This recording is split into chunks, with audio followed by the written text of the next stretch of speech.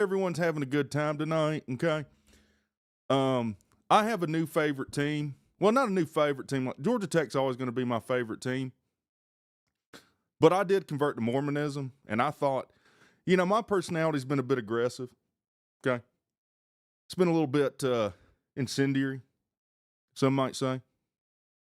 So we're going to go full Mackey or very similar to Mackey in accent, Dr. Phil, okay? Now, I've got a headband on. Headband makes me feel good, play good, okay? Hope all you guys are having a good night. Now, unfortunately, audience, I've got to watch the WNBA. Okay, it sucks. No one wants to watch a bunch of ladies miss 4 layups in a row, okay, and then proceed to miss layup with 3 missed rebounds. Octavian, what's going on, buddy? Hope you're having a good time. Yeah, I mean, I'm ready to play NCAA, buddy. If you want me to thump you in the nuts again, I mean, that suits me just fine.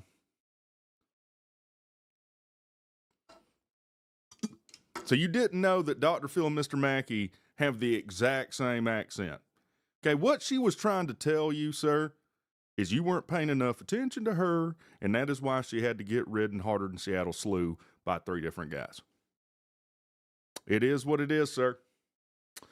But for all your trouble, we're going to give you a $100 TGI Fridays gift card and a limo ride back to the hotel. What's going on, Coffee Killer? What is going on? It looks like Phoenix and Las Vegas WNBA is now over. It's a game that no one cared about. It's a game no one even knew was on. Anytime someone does end up caring about one of these WNBA players, everyone gets mad. Okay, it's bad. It's bad. They get mad. Just talking about Caitlin Clark. That's who we're talking about. Brent Smith, what's going on, Reck? Marie and I are here with you, man. Who the hell is Marie, sir?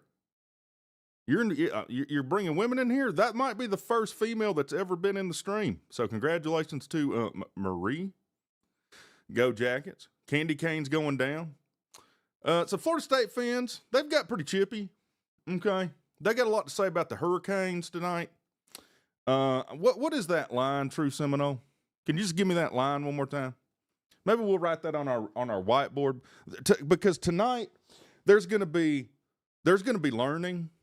Okay, there's going to be like school's going to be in session. There's going to be fun. There's going to be games. Okay, hanging on my Sunday here at the house, sir. It's Friday night. How can it be Sunday? So Miami is now favored by -6. Okay, I think that means that the line moved about 2 points.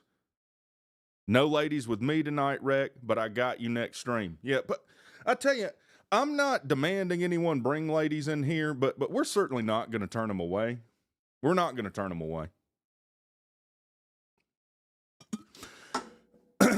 How do I feel about the Under Armour deal? So I haven't had time to make a video about that. Let's go ahead and write it. Let's go ahead and write up here. We've got Miami. What'd you say? -6. Okay.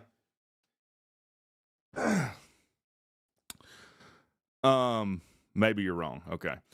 So here's how I feel about the Under Armour deal. I will make a video about this, and there's a lot of misinformation, possibly about that Under Armour deal. Okay. I think Pete Thamel of ESPN said that it was approximately 6 times more than the Adidas deal. If you go look up the Adidas deal, that was approximately 3.11 million. Now, today, children, I could not multiply 3 and 6. Somehow I came up with 24. 4.5. Somehow I came up with 24. So, 4.5.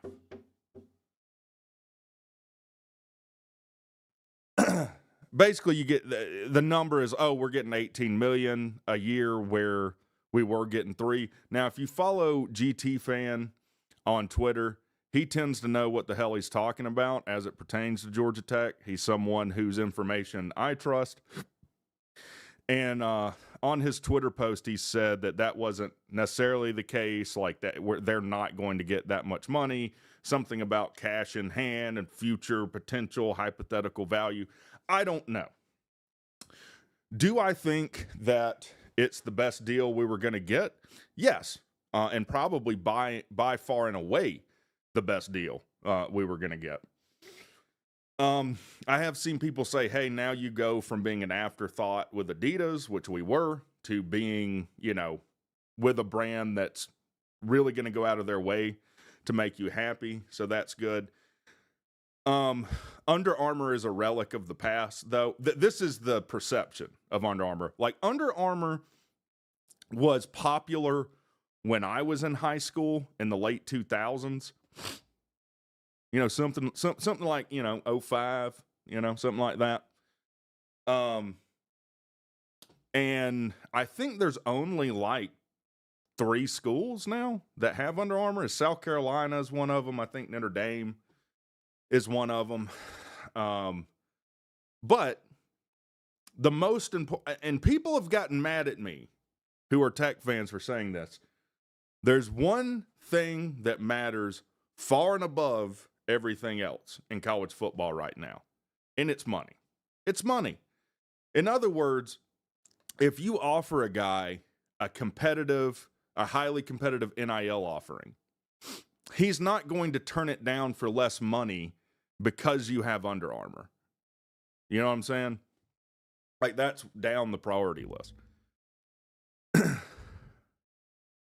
Rex GPA each semester was a lot like the women in Mississippi, nothing but 4s. Yeah, that's correct. That is correct. I see them interviewing BYU's coach. He's got some fancy necklace on there. I don't know what that's about. BYU ranked 23rd. BYU undefeated. Both my teams undefeated this year. How about that? Why is there no eye on Miami? You can barely see this one. Here. Put one right here. Put one right here.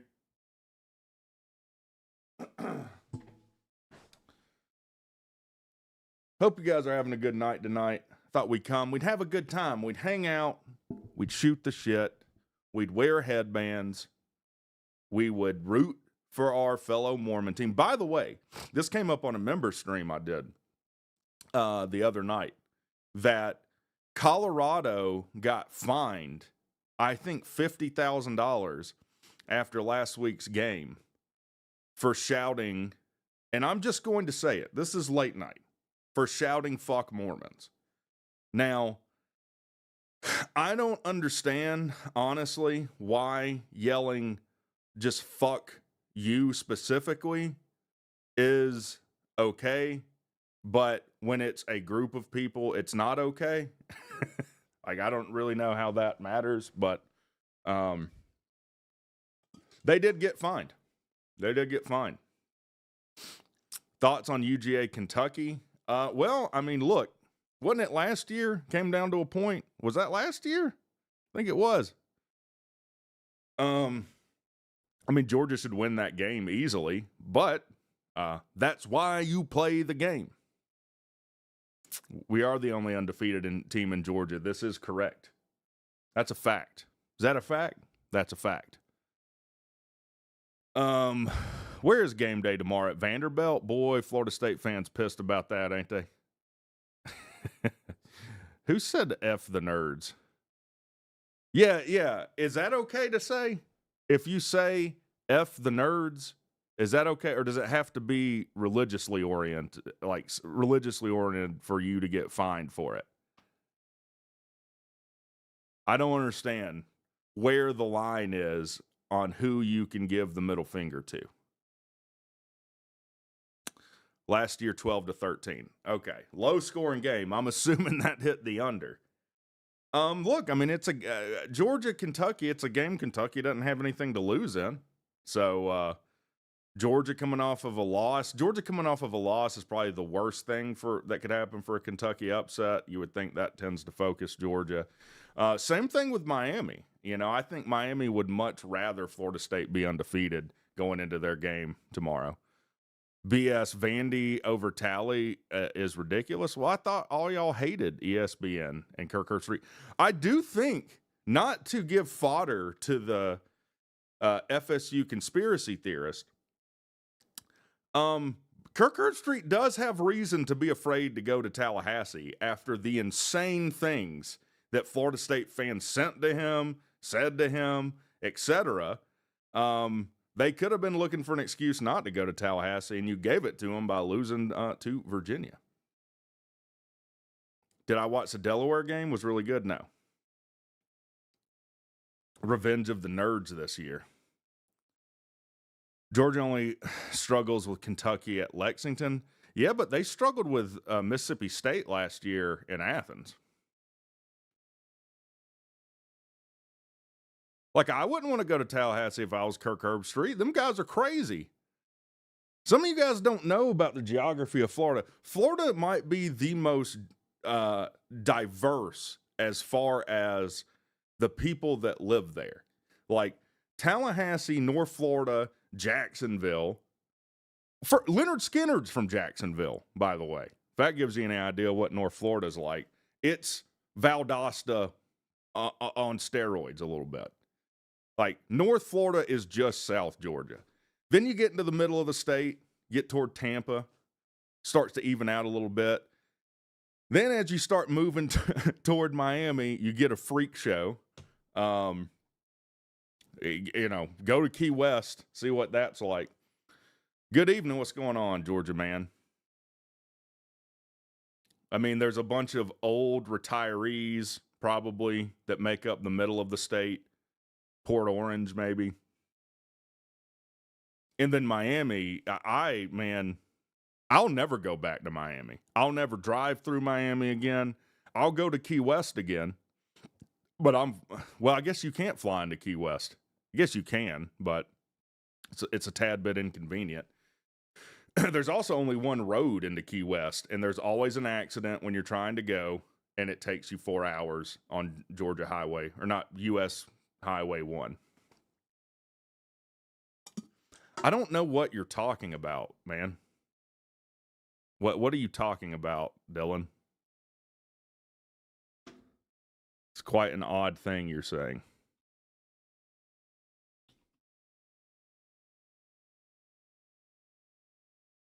Add a way to be a buzzkill. And then you got the snowbird Yankees in the winter, plus all the old people. Yeah. Disney is in Orlando and Universal Studios. Man, Disney's got expensive. God forbid you have a kid. Disney might be the most greedy, evil, fiscally sadistic company in existence. Boy, I'm sure I am glad we made corporations people, gave them the same rights. That was completely the right thing to do. Seeing as how they only exist to make money.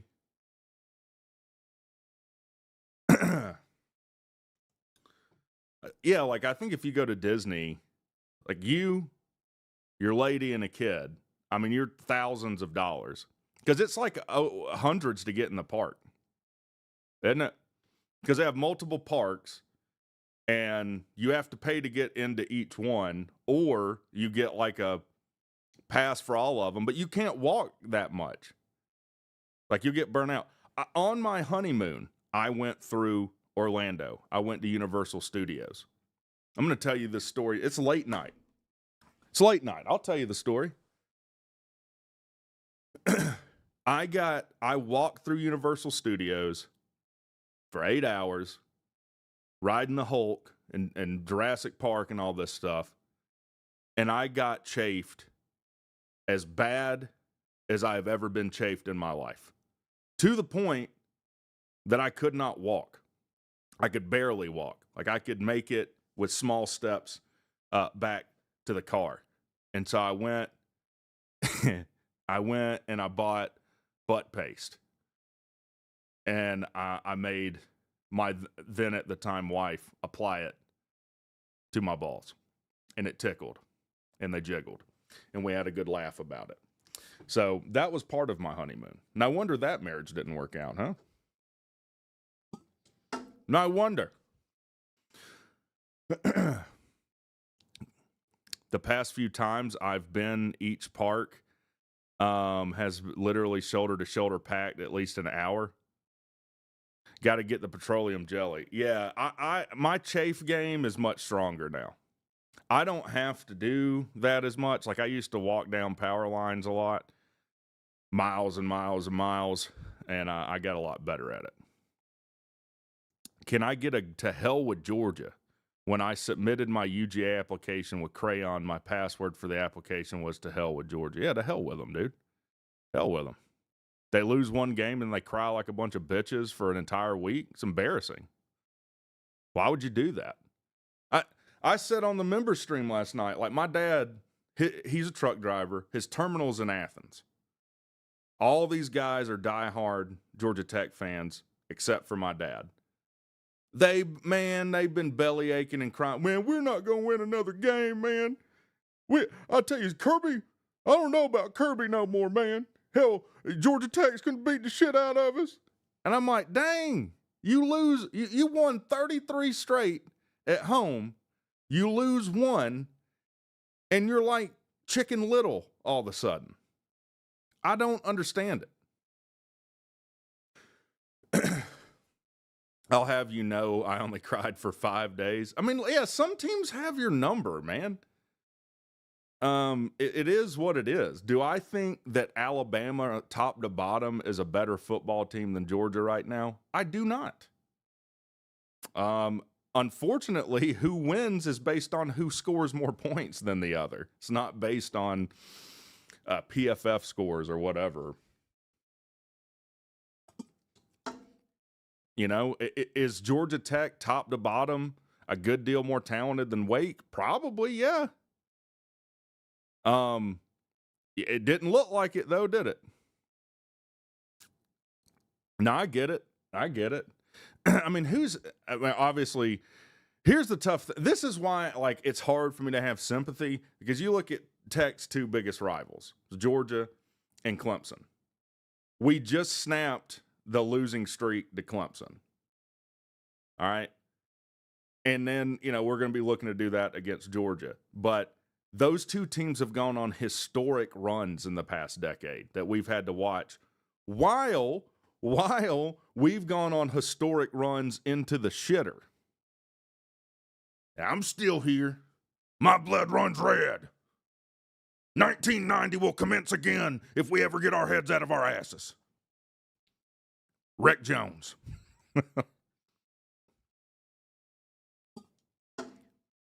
The only reason you beat something in the SEC, dog, no one bitches about refs like you guys. No one.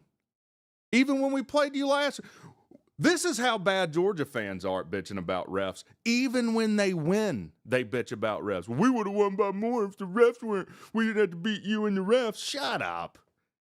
Bunch of whiny damn babies. Bunch of whiny babies. 2 years in a row. 2 years in a row I've heard it. And y'all won. I've never seen nothing like it. Oh, they just pivot to something else. Like you won something before. Well, we've won more games than you this year, bitch. How about that? One more than you have. I don't have a 1 in the L column right now. You do. How about that? Is this game going to start? Can we set that aside a second and agree on something? That games not starting on the assigned kick time is highly irritating. It's highly irritating. Can we just kick the game off? Can we just kick the game off, okay? I just want to kick the game off. Yeah, it's Mike Bobo's fault, even though all he's ever done is score 38 points plus. Appreciate the $5 from NerdStop. By the way, because of that, I would have only had to pay about $350 a month, so that's going to be super sweet. By the way, because of what though? Things looking up for your boy NerdStop. I hear you. No UGA fans give a country holler what a Georgia Tech fan says, yet here you are arguing with one.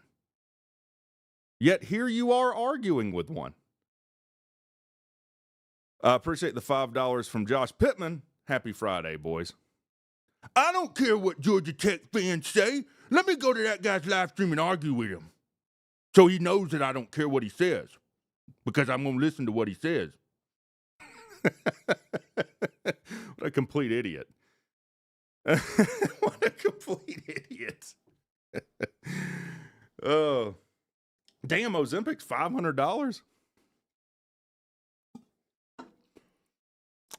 Yeah, the game's not starting on time pisses me off. NFL has it right. They kick the ball literally at 1 p.m. to the millisecond. Damn. It's pretty good. I don't even know what is the spread for Georgia, Kentucky. I don't even know what it is. Monthly rent, only 30% of my monthly income. That's pretty nice. That's the other thing. Like, we're all arguing about, this, that, and the other as a country. Well, let alone if you don't own a house, you're completely screwed. You have to wait to hit the lottery. But all this stupid shit's what we need to pay attention to. Minus 20.5. I mean, I'm not just saying, I'm not trying to shit on Georgia by saying this. I don't know that I'd want Georgia minus 20.5. I mean, if someone was forcing me to bet a game, that probably wouldn't be one that I'd bet. Does Georgia have any injury issues right now? Yeah, I mean, I'm sure everyone does at this point. What is Georgia's injury issues?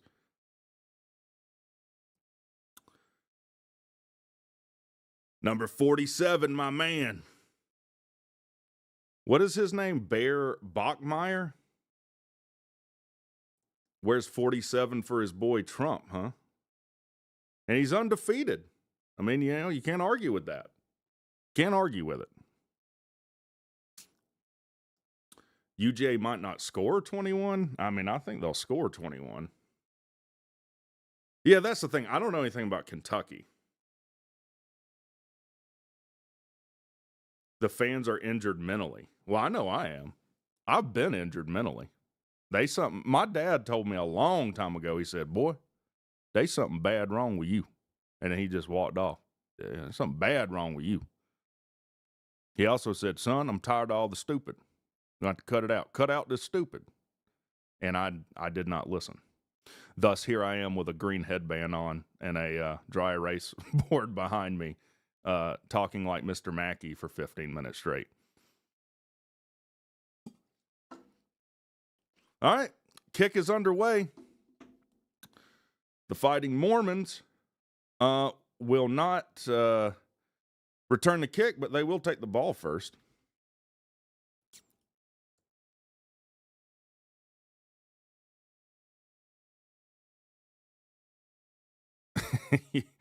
Yeah, SEC Dog's a special. SEC Dog's mom took. Did your mom leave Tylenol for the rest of the population when she was pregnant with you? Hell, it's probably sold out everywhere, wasn't it?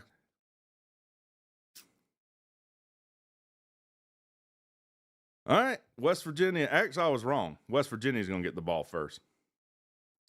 1st and 10, West Virginia. Little read option. Gets stuck, but he picks up about 3. He picks up about 3. All right, 2nd and 7. Appreciate the $2 from NerdStop.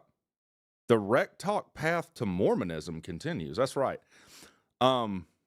Quarterback draw for West Virginia. Are they going? Remember when West Virginia? All right, we'll just set aside the trash talk for a second, SEC Dog. How about that? Do you remember they had a quarterback and running back duo in the late 2000s, maybe. Slater and White, I think. Was it Pat White? That was something else. 3rd and 4. Oh, he's a lefty too. He jukes himself out of his own shoes. It's going to be 4th and short. They'll have to punt. My mom took Zofran when she was pregnant with me, and now I have scoliosis. Shit, dude. Where's the report on that? RFK, you looking at Zofran too? While you at it? Yeah, that White and Slater pair that West Virginia had, they were ranked in the top 5 that year. Like they were stupid good. 4th and 2, they'll punt deep in their own territory. Punts away. And he doesn't fair catch it, gets lit up. He's still on his feet, still getting hit. Keep an eye on L.J. Martin. He's an elite college running back for BYU. All right. Is he white like 90% of their team?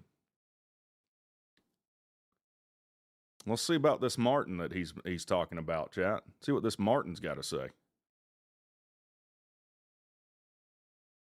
Is Zofran hard to make or something? Is that why it's illegal? What is Zofran? I thought that was like a allergy medication. There's a class action lawsuit. If you get paid, you'll send a super chat. Well, sweet. I'm rooting for Zofran then. Play action for BYU. Deep ball. Got a man open, but he underthrew him. Still caught it. Well, did he catch it? All the way down to the 40. My team. All hail Joseph Smith, baby. How far did he throw that ball? He threw that thing about 50 yards.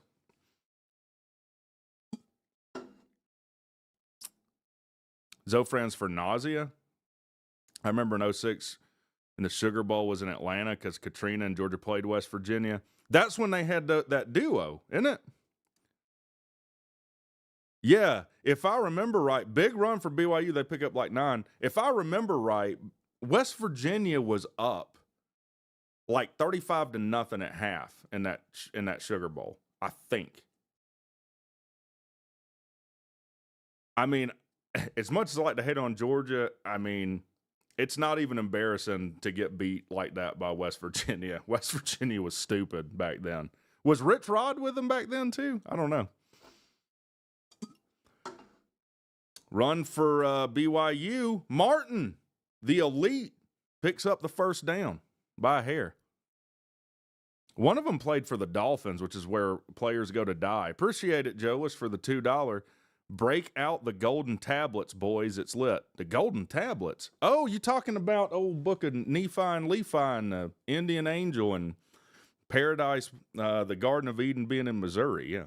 That's the thing about Mormonism is not even trash talking, know more about it than most people that are actually a part of it. Quarterback takes off, doesn't see anything downfield. He'll pick up more than I thought.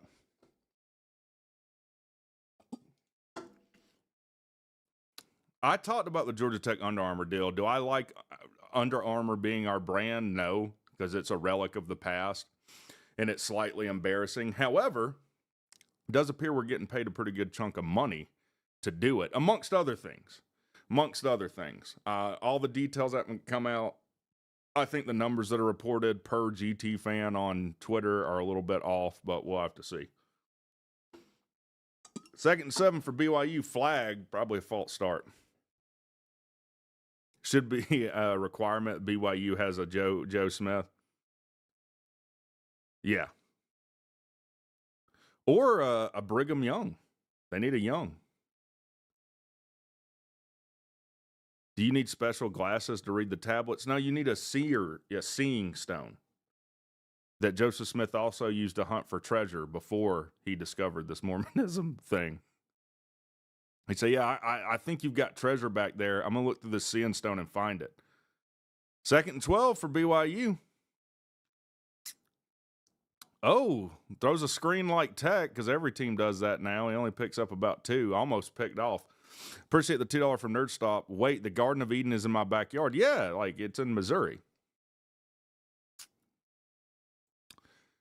6 times what Adidas is paying us, just too good to pass up. Even if it was 3 times, it would be worth it.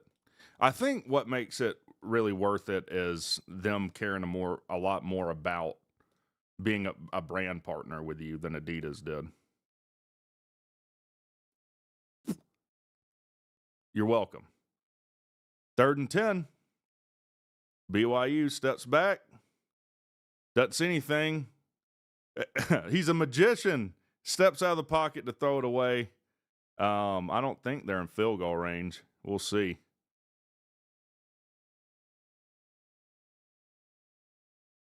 No, they might be. Yeah, they are. Every team has a kicker that can kick it 55 yards now. I love that Mormonism is the canon correct religion in South Park. South Park has buried Scientology. When they did the Scientology episode, like 48-yard field goal attempt for BYU. Kick is up. It looks good. It looks long enough. No! He missed it. Wide right. Damn. But the internet wasn't as big of a thing when that Scientology episode came out. And so, like, the whole Lord Xenu thing, you had to pay, like, hundreds of thousands of dollars to the Church of Scientology and work up to, like, I think OT level 5 or something is when you operating Thetan level 5 was when you found out about Xenu, and they blew the lid on it. And I saw like a behind the scenes thing, and like, we had to put, this is what they actually believe, or people will think we're just doing a bit on them. Like, we make this up. So we have to put this disclaimer, like, no, they actually believe Lord Xenu flew in on a Boeing 747 and had a galactic battle on Earth with ancient aliens and froze them and stuck them into volcanoes, and that they thawed out when humans came and then possessed human souls, and this is where anxiety and depression and all of these illnesses come from. Appreciate the $2 from Joe. Is Saul Book of Mormon hardest I've laughed? It came to the Fox not long ago. I wanted to go see it. What's going on, Mr. Perez? But yeah, I mean,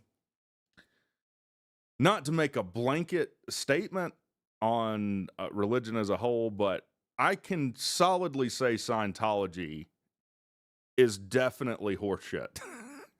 Like, there's not a universe in which that is correct. I mean, L. Ron Hubbard, first of all, was a piece of shit human being. He got kicked out of the Navy, which is why he incorporated a lot of that Navy shit into Scientology with like the Sea Org and stuff. He was horribly addicted to meth. He beat women. Wrote more science fiction than anyone in the history of humanity. Like, I mean, don't think about it too much, whatever you do. Don't think about it too much.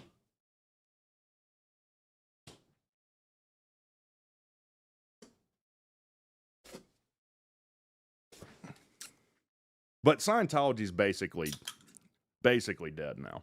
I mean, they have like less than 100,000 members or something. Probably way less than that.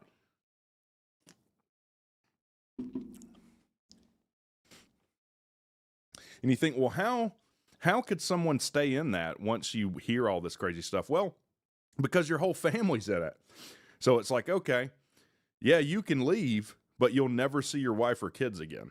Like that's the shit that's awful. That's the stuff that's flat out evil. Careful, Rick, Scientology will expose your search history. You mean my Brazilian fart fetish porn videos? People were going to find out anyway.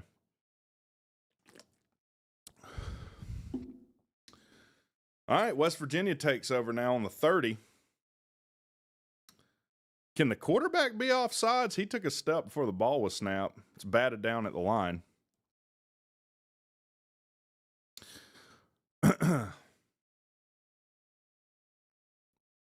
L. Ron Hubbard also said the quickest way to become a billionaire is to start a religion. That's a fact. He said that. And he was right. Rolls out, throws, complete. First down, West Virginia. Joey says, weird how Muhammad, Hubbard, and Joseph Smith all just so happen to have a ton of chicks after making a religion. That's why I want to make a religion. Like, hey, guys, I appreciate you being part of my religion. I talked to God. Picked off BYU. He might take it the distance. Stiff arm. Taken down inside the 5. Almost a pick 6. That's right, Joe. Let's keep talking your shit about Mormonism. It makes them stronger. It's just like in that Star Wars with Obi-Wan Kenobi. He told Darth Vader, you strike me down now and I'll become more powerful than you can imagine. That's Joseph Smith. No, but you start a religion and be like, look, guys, I talked to God, and as crazy as this sounds, he says all the women have to have sex with me. I know. Take it up with him. These are not my rules. So I'm going to start with your wife, and then we'll just move in a clockwise direction until I've had my fill. Amen. Oh, there's a flag. What's the flag? Horse collar. Horse collar. I wasn't talking shit. I said they had a bunch of chicks. Who knows if I'm religious? You'll never know, will you? If it makes you feel better, what is 10% of your income? Not much. I don't know why anyone would want it.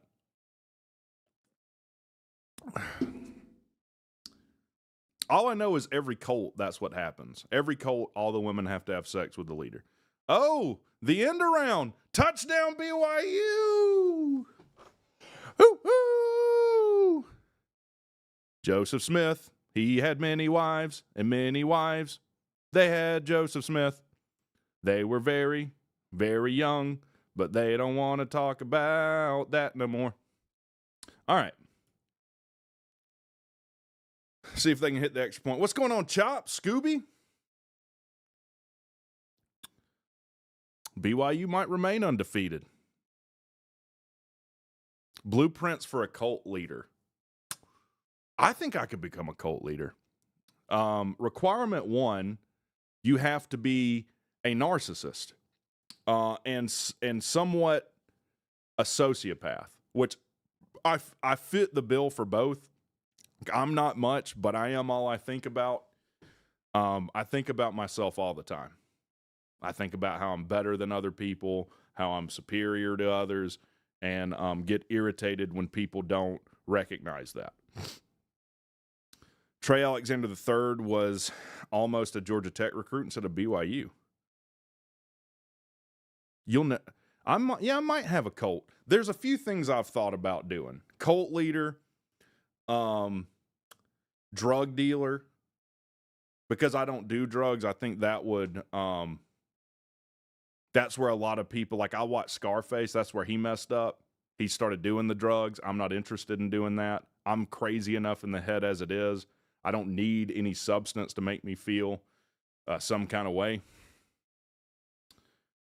I was going to ask, didn't BYU lose to Colorado? No, because they led them 21-0. I left the stream. Is that true?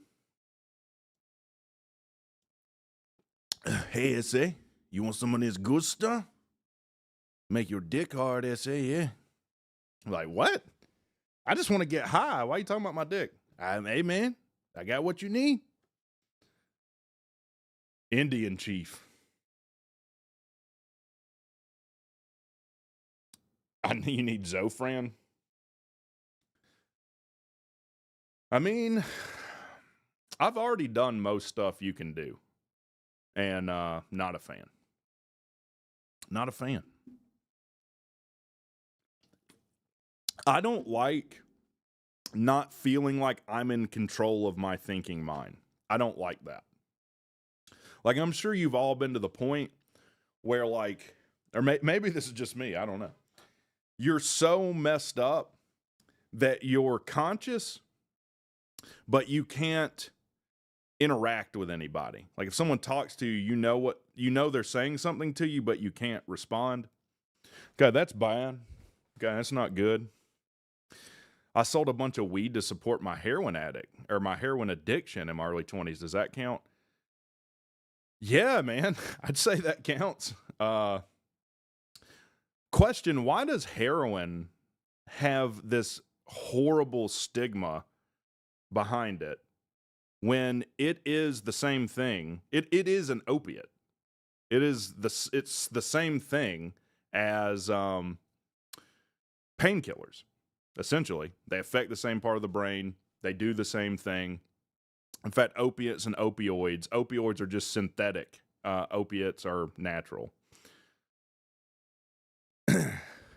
Weed and alcohol make you feel that way. Yeah, and you have that thought like, man, if I could just rewind like 30 minutes and make different decisions, I could have fun right now. And we call those, if you find yourself always in that position, you probably have a problem and need to seek help. That is not normal. If you think, man, do I have a problem? You do. You do have a problem. Normal people do not think, man, do I have a problem with this? Doesn't cross their mind.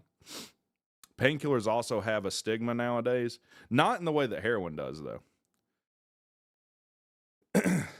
Method of administration and lack of care about dosage would be my guess in terms of the stigma.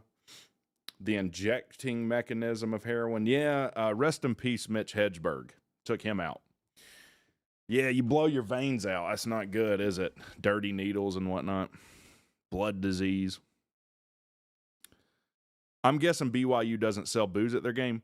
100% not. In fact, I was talking with a close friend of mine who went to watch a football game at BYU. 1st and 10 for West Virginia, by the way. Read option. Broken tackle by the running back. Picks up about 6. He went to a pizza place to order pizza and beer. And when he went to order the beer in Provo, they made him leave.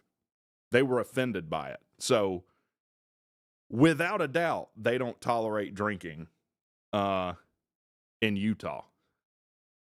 Which is crazy to me. Like, I don't drink, but pizza and beer is a very common thing. Like, I don't drink, but I'm not offended by people that do. Why would I be? It literally doesn't affect my life at all. 3rd and 2 for West Virginia. Quarterback steps back with his big, dumb left-handed motion. Gets popped, but picks up the 1st down. Sackler family, Purdue.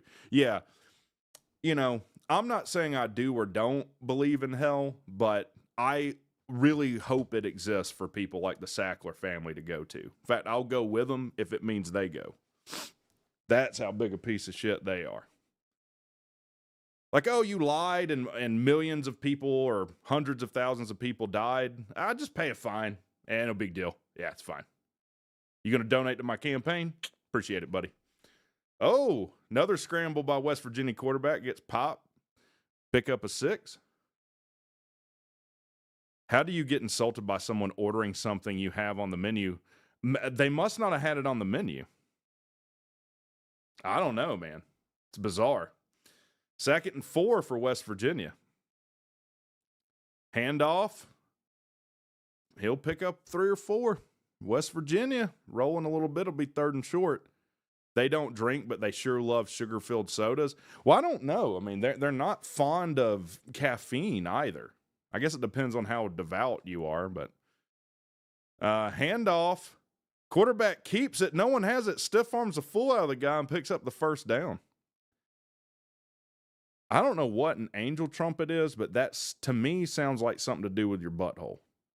I don't know what it is, but I imagine it has to do with your butthole, and I might be interested. We'll talk to you later. Yeah, they kicked him out for even asking. They're like, you got to go. You got to leave. 1st and 10 for West Virginia. Handoff. Nothing going there, maybe a yard. It's only warm drinks with caffeine, so they can't have coffee. They have something called baptism of the dead. Anyone know about that? The baptisms of the dead that the Mormon do. So like, hold on. 2nd and 9 West Virginia, quick throw, picks up about 4. Let's say you convert to Mormonism, but your grandma's already dead. Well, you can just basically retroactively baptize her. Everything's fine. I can't talk shit about any team for the remainder. Sure I can. Fuck Miami and fuck you. What do you mean I can't talk shit? That's the dumbest thing you've ever said. 3rd and 5. Steps up in the pocket. Almost picks up the first. He's going to be about 2 yards short. Baptism of the dead sounds metal as fuck. Yeah, sure it does. Let me tell you something. Y'all lose to Florida State tomorrow, you'll be gone. Gone just like your dad was your whole upbringing. Joelus with the $5. It's also illegal in Utah to sell booze chilled. It has to be sold warm, so you have to go home and chill it, then enjoy it in private. Wow. 4th and 1, they go for it, get stuffed. I don't think he got it. It's going to be BYU ball right around the 50.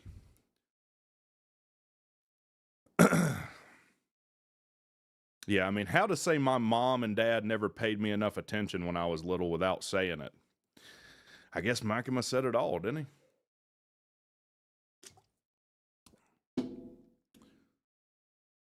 So BYU's going to take over around the 50. They might go up 2 scores here. We'll have to see. Chop says, I'll drink warm beer. I won't like it, but I'll do it. I did it in college. Would not recommend. Would not recommend warm beer.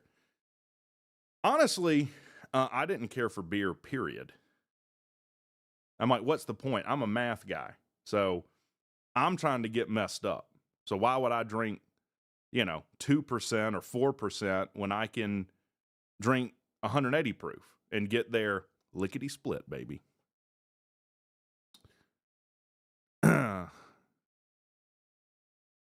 No, you won't, dude.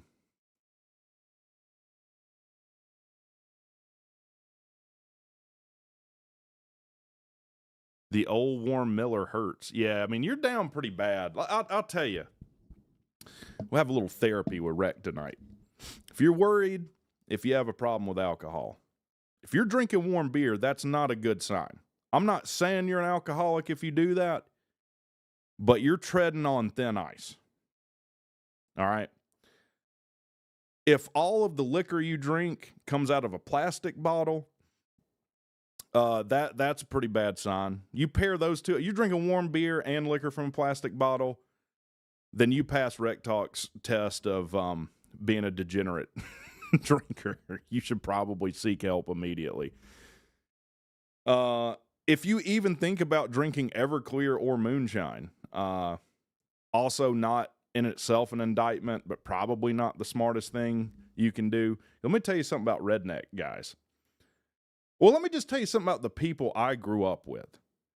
You pass out drunk around them, and bad things are going to happen while you're unconscious.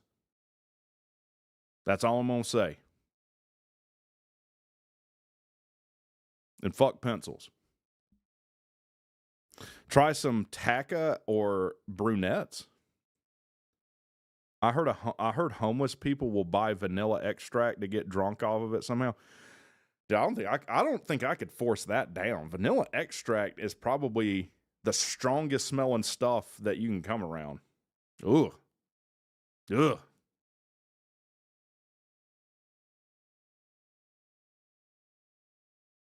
No thanks. No thanks. I tell you what made me hung it up.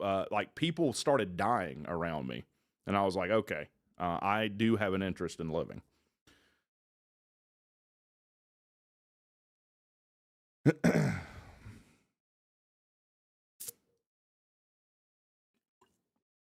What's your prediction for Clemson versus UNC? Clemson's going to beat the dog shit out of UNC, just like everyone else UNC plays.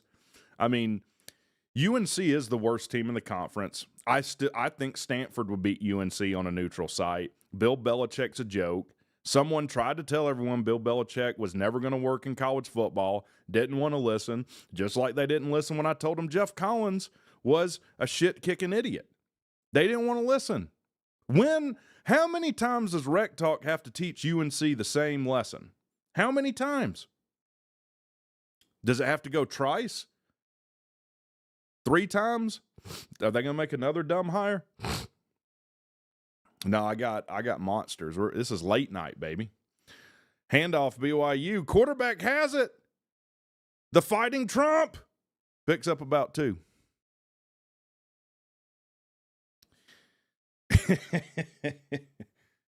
Number 47, he's a great quarterback. A lot of people say, wow, what a great quarterback. Every other quarterback, loser. You're a loser. Sit down, sir. What about those old romp days when everyone went through that? What are you talking about? 2nd and 8.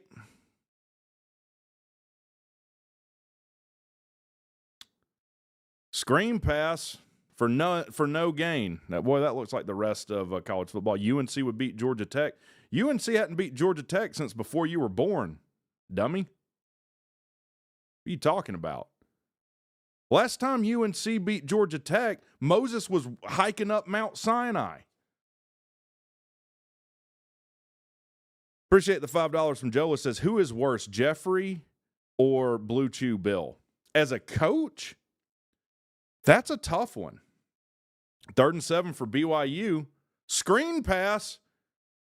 Oh, he might go all the way to the 30, to the 20. This white dude is going to outrun everybody. Touchdown.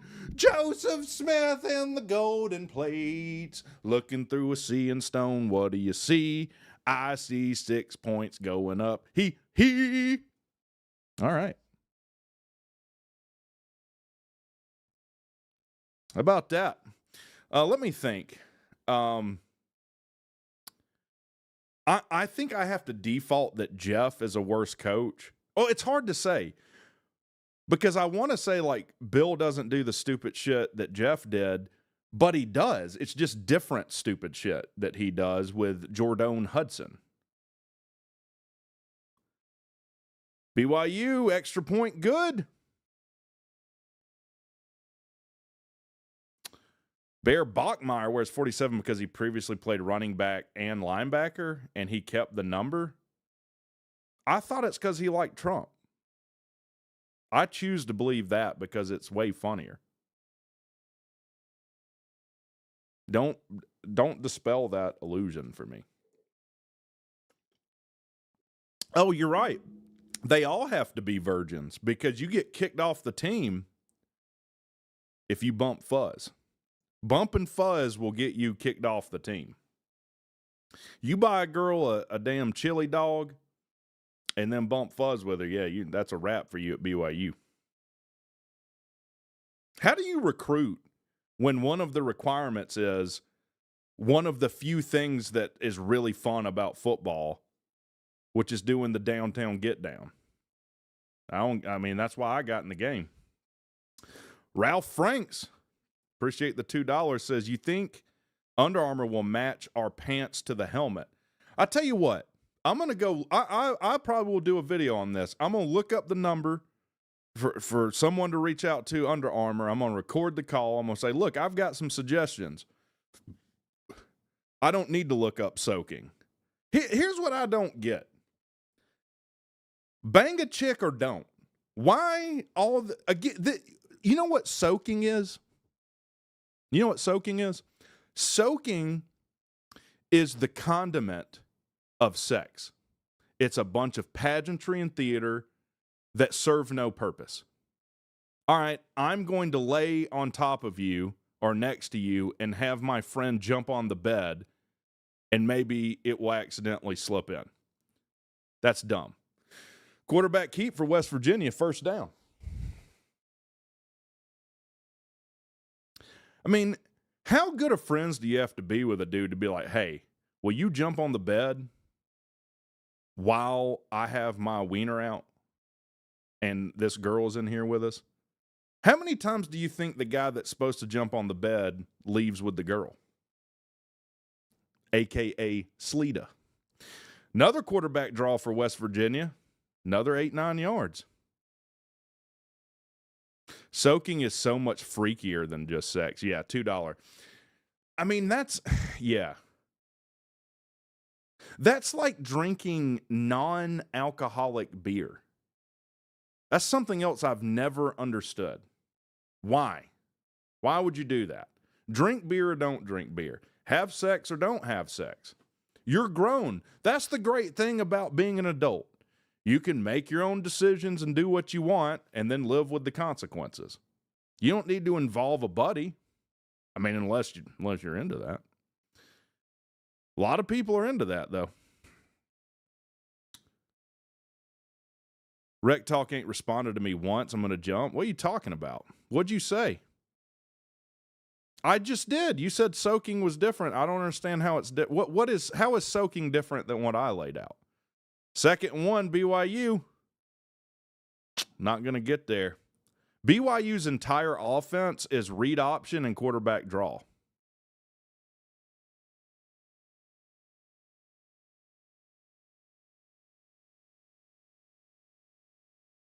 Let them jump. Hey, buddy, I said jump, not break the bed. You jumping too hard. I can't get seated. Another quarterback run, quarterback power for West Virginia that doesn't work. Do they wear magic underwear? I think they legitimately do. Yeah, I think they legitimately do. Have you guys seen that show? I think it's on TLC. That is about these Mormon couples, and basically they're married to gay men that they call themselves same-sex attracted, but they're like, no, but we're working all that out. Second and 11, another quarterback draw, and it works. Spread option works. West Virginia's got their own white guy. Holy shit. He didn't get touched, so it was like 15 yards down the field.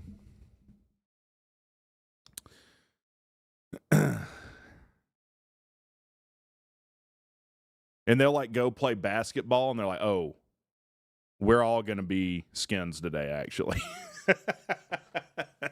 No one's wearing shirts. Cinnamon Toast Ken did a video on that earlier this year. And that's on the Learning Channel, right? First and 10, handoff, about a 4-yard loss for West Virginia. As Tech fans, we are rooting for Louisville tomorrow. They play Miami in a couple weeks. I don't know. I'd have to think about it. Yeah, watching this game's like watching the damn NBA 50 years ago. Something else.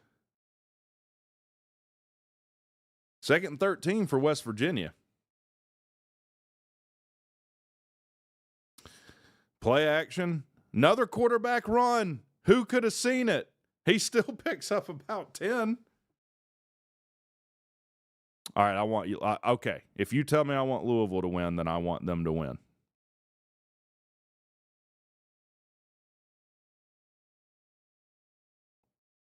Alabama versus Tech, who wins right now? I mean, probably Alabama. Alabama's got the talent to just shut down the quarterback run and our running game and force us to throw, and I'm not super confident in our ability to do that consistently. Like you can't just not play a full, like a quarter or a half against Alabama and think that that's going to work out well. So I'd have to pick Bama. Yeah, you enjoy TLC shows because they're garbage. That's like there's another one. Hoarders was on another channel. What channel was Hoarders on? That was a banger.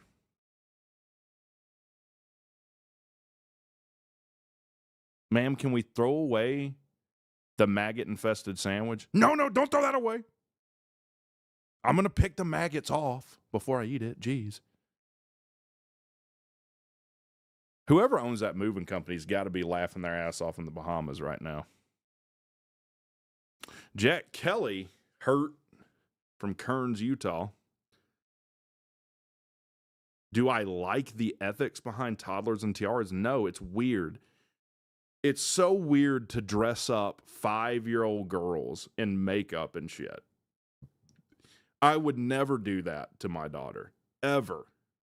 And then parade her around for a bunch of guys to gawk at? Gross. What is wrong with some of these people?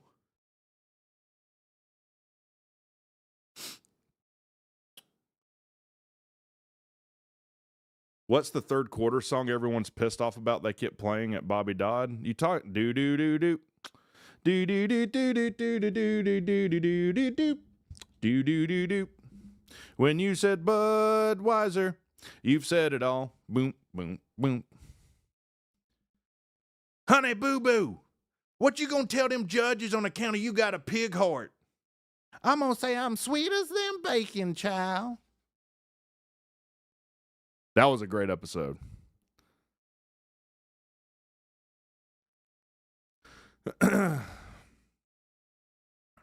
Wait, I must have missed it. They playing some Coldplay song in the third quarter. Why? So some CEO can get caught with some lady that's not his wife and then have to resign immediately?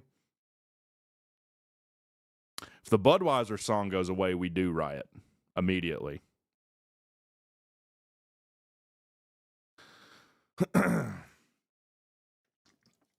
I'll be back. I got to take a pee break. Where'd I put my marker?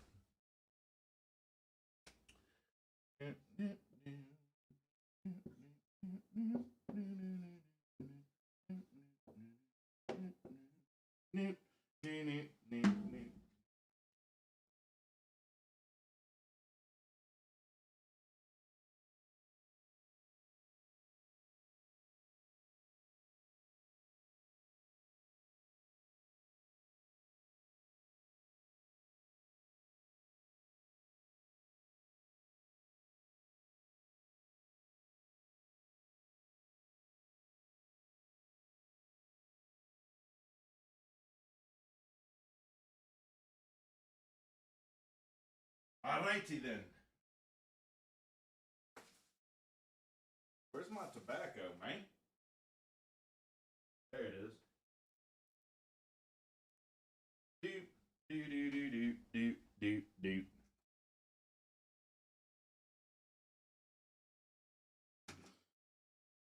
doop. What are you talking about? I remember freshman orientation when they introduced me to the Budweiser song. I thought they were pranking us. I didn't grow up a Tech fan, so I legit thought we were being screwed with. No, sir. Something just like my Chainsmokers. This is my Chainsmokers and Coldplay from Batting the Hatches. Surprise, by the way. Didn't know I was ambidextrous, did you? Surprise! I forced myself to learn writing left-handed because I might one day want to become a serial killer. And I watched the who was that guy in California? They never caught. They thought he had 2 different handwritings or something. Still write better left-handed than most left-handed people. Sad. Honey Boo Boo just got in a wreck the other day.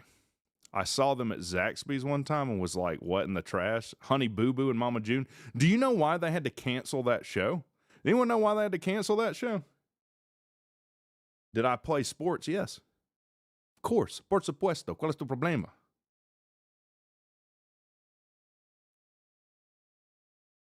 Zodiac. That's right. The Zodiac Killer. There's one letter they never decrypted, which I think is BS. If it hasn't been decrypted by now, it's nonsense. I think they've even had like supercomputers try and break that code, and none of them have. Another quarterback draw for West Virginia on 3rd and 8. They're going to be short. Her relative was on TCAP. Yep. Mama June got with a predator. Was dating a predator while she has young children. So they were like, well, we can't air this. West Virginia going to try for a field goal now. Go ahead and have a seat, sir. Go ahead and have a seat. Did you say I want to blank your blank and then blank your blank? Them guys down bad, man. Kick away. Looks like it's going to be good. So West Virginia gets on the board. I thought you were a avid Honey Boo Boo fan for a minute there. No.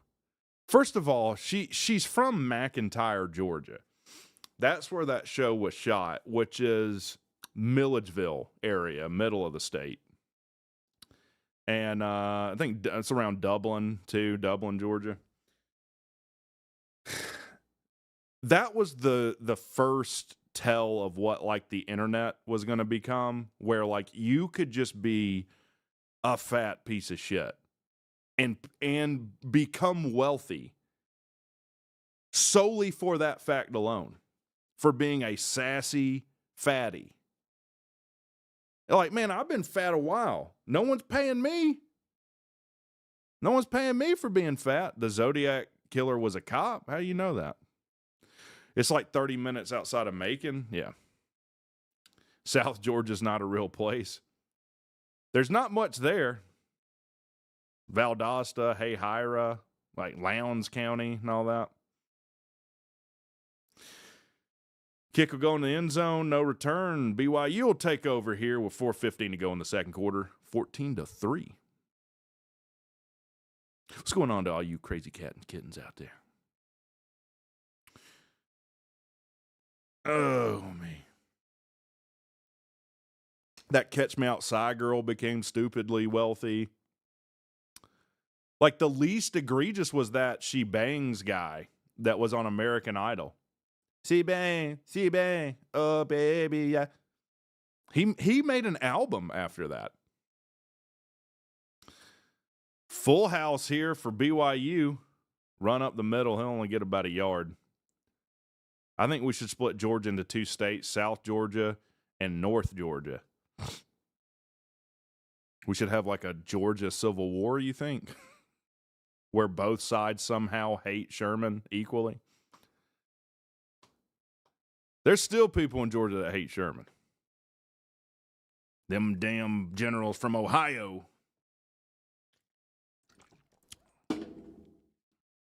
Second and 9. Another screen pass. Got room. He'll pick up about 5. Who deserves their money more, Jeff Collins or Honey Boo Boo? Because Honey Boo Boo never proclaimed to be anything. Jeff Collins did. Honey Boo Boo's more honest than Jeff Collins. 100% Honey Boo Boo deserves her money more than Jeff Collins. They got Vidalia onions and peaches.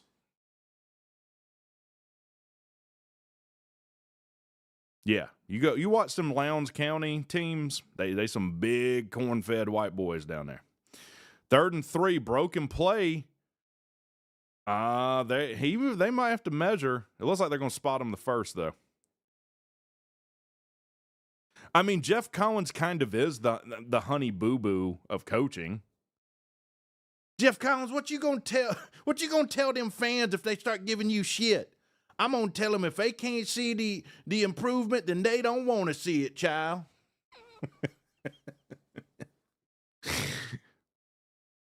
North Georgia has all the gangs, though. Well, I mean, that would include Atlanta in the metro, right? So, yes. East Point, yes. Is East Point North Georgia? Big throw here for BYU. Incomplete. No flag. Remember, they called macaroni and ketchup spaghetti. You shut your mouth, sir. Oh, there is a flag. Holy shit, they got skinny Chevy Chase in the white hat refereeing. Pass interference. All right, they'll get a call. They'll get a call.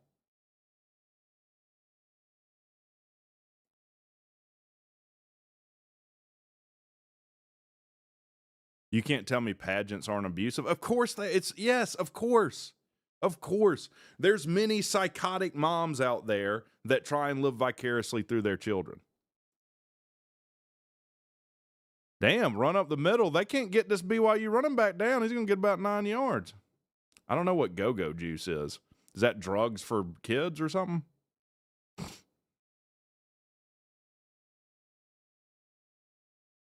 Fayetteville is where you draw the line. Well, Fayetteville is what? Southwest Georgia? Or Southwest Metro, kind of?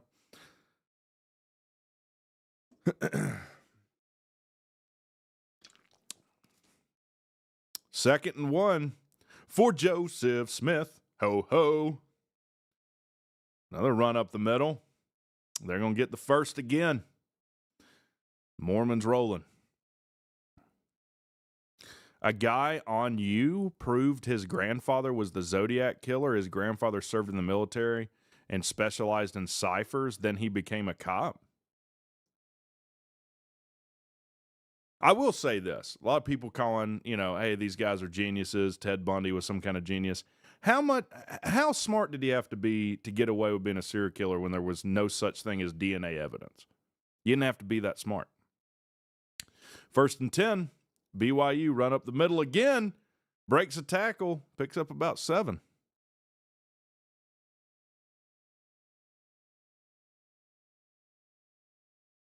Yeah, you didn't have to be that smart to get away with being a serial killer when there was no DNA evidence. Does anyone know what the first case was that, like the first famous case that used DNA evidence? Does anyone know? It's a biggie. It's a biggie. Type it in the chat if you know.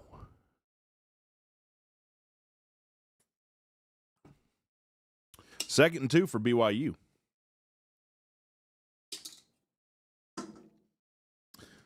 Second and 2, BYU. Another run up the middle. This is the most uncreative offensive game I have ever watched in my life. Quarterback draw, screen, run up the middle. You are correct. It was the OJ case, was the first big trial that used DNA evidence. If the glove don't fit, you must acquit. Boy, the prosecution got made to look like some idiots in that trial.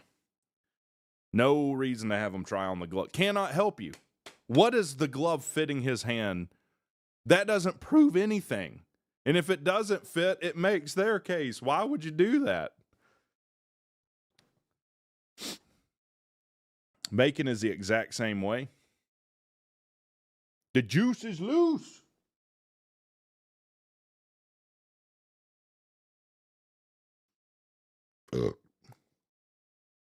Also, that Mark Furman didn't help the prosecution in OJ. Mark Furman was legitimately a racist and there was tapes of him saying awful things and racist things. There were tapes of him they played in that trial of him talking about Judge Ito's wife, who was the judge presiding over the case. That whole thing was a shit show.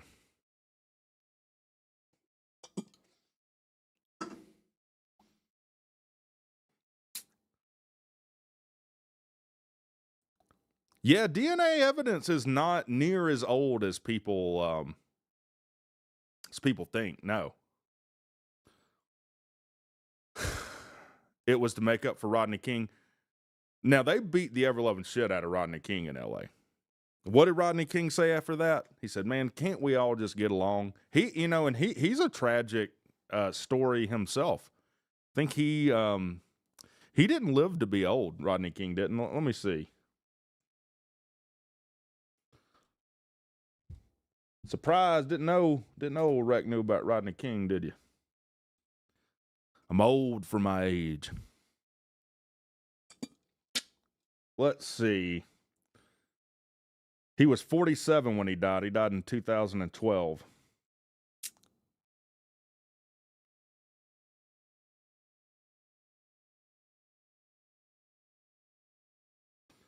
How did he die? Found him dead underwater at the bottom of his swimming pool. He died 28 years to the day after his father, Ronald King, was found dead in his bathtub in 1984.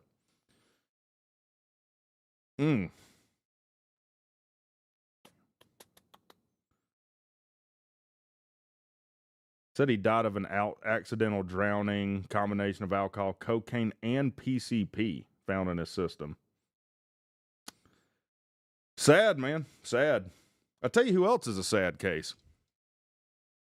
Was it Jesse Jewell, the guy in the Olympic bombing? I think that was his name. Talk about someone that had a legitimate gripe with the AJC. I don't think that was his name. It was something else.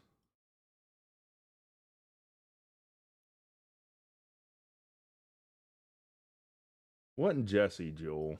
It was the security officer that warned everyone that he thought Richard Jewell. Yeah, Richard Jewell. Barney Fife type guy. Like just a guy that took himself way too seriously to be like a mall cop. And was the main suspect. AJC drugged this man's name through mud. Everyone's convinced that he did it. Didn't do it. In fact, not only did he not do it, he probably saved hundreds of people's lives that night because he was this anal retentive dude. And I don't think he lived to be that old either. I think he ended up suing the AJC. I think he got like $2 million in a settlement against the AJC. Yeah, he died in 2007. So he was 44 when he died. Died in Woodbury, Georgia. He's from Danville, Virginia. How did he die? It had to be like a heart attack or something, right? He was a heavy boy. Type 2 diabetes, yeah. Suffered kidney failure and other medical problems. His wife, Dana, found him dead on the floor of their bedroom when she came home from work. He was 44. Well, he didn't have that settlement money long by the time he died then. 96 was the Olympics, right, in Atlanta?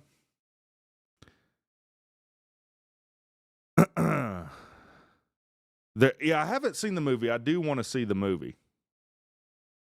I think the guy that was in Mindhunter plays him. The guy that played Edward, was it Kemper? Ed Kemper? Are we going to go down the rabbit hole today? Yeah, Edmund Kemper. If you want to... So, like, I'm not scared of scary movies. Like, you go watch The Nun or The Exorcist, or like, I don't believe in any of that. So, like, I know it's not real, so that doesn't scare me. I can't be scared by something that can never be legitimately a threat to me. I don't believe in ghosts, whatever. If you want to go to bed scared tonight, go listen to the interview Edmund Kemper does in prison. He's like 6'7", IQ of like 150, and beheaded his own mother and had sex with her corpse, and nonchalantly talks about it in an interview. He's like, I just knew I was going to do it. And I was like, yeah, now you've had sex, Mom. Guy's out of his mind and still scares me sometimes. I think he's still alive. He is still alive. He's 6'9". He's 6'9". He's 76. Jill, talk to the police. Don't talk to the police. Yeah. If you've learned anything from WreckTalk, anytime the police want to question you about something, you are a suspect. There is nothing you can say to the police in that scenario that will help you. What if you tell the police something that is exonerating to you? Your lawyer asked the cop to come to the stand. Hey, would you tell the jury what my client told you because it actually makes our case? Objection, hearsay, and it will be granted every time. It literally cannot help you. Interception, West Virginia.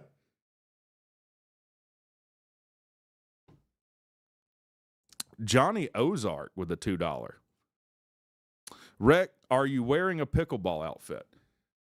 This makes me feel good, okay? Don't make fun of me for the things that make me feel good. Pete won't give me the credit that I deserve, but I was smacking the shit out of that ball. And I outweigh Pete by, I don't know, 100 pounds, something like that. Still moving up and down that court. What the hell did you just walk into? Well, sir, this is a late night WreckTalk stream. No one knows where it goes. It's kind of like Alice in Wonderland when you jump through that rabbit hole. You might see the Queen of Hearts become a person. You might see Willy Wonka. You don't know. Am I going to watch Smashing Machine? I don't know what that is. How many times did you sleep in the kitchen? When I was married or just in general? I like, honest to God, I like sleeping on the floor. I don't even sleep in a bed. I sleep on my couch every single night because I don't care. That's why people don't need to mess with me. You don't mess with someone who don't even have a bed that they sleep in because I don't care. I don't give a shit. I'm living my best life right now. I join and I immediately hear about a giant offing his mom beheaded. She was beheaded when he did it. Yeah. He said step, not sleep. Oh. I never stepped in the kitchen, dude. Never. Never did. I don't need to get that close to you don't have to get close to the net when you got a forehand like this right here. You see this thing right here? I club you with that, you're not getting up. All right? You imagine what that thing does to a pickleball. Hell, half the time I hit it, I just flatten the ball. You know? That's how that went. Smashing Machine sounds like something the Mormons do during soaking. Hey, you think we could smash the machine tonight? I sleep on the couch. It's comfy as shit. Yeah, I didn't even pay for the couch. You know, after I got divorced, I lived with this Irish guy. And he ended up marrying this girl, got a girlfriend, and he moved in with her, and he was like, hey, do you want this couch? And I was like, yeah, I'll take that couch. And that's what I sleep on.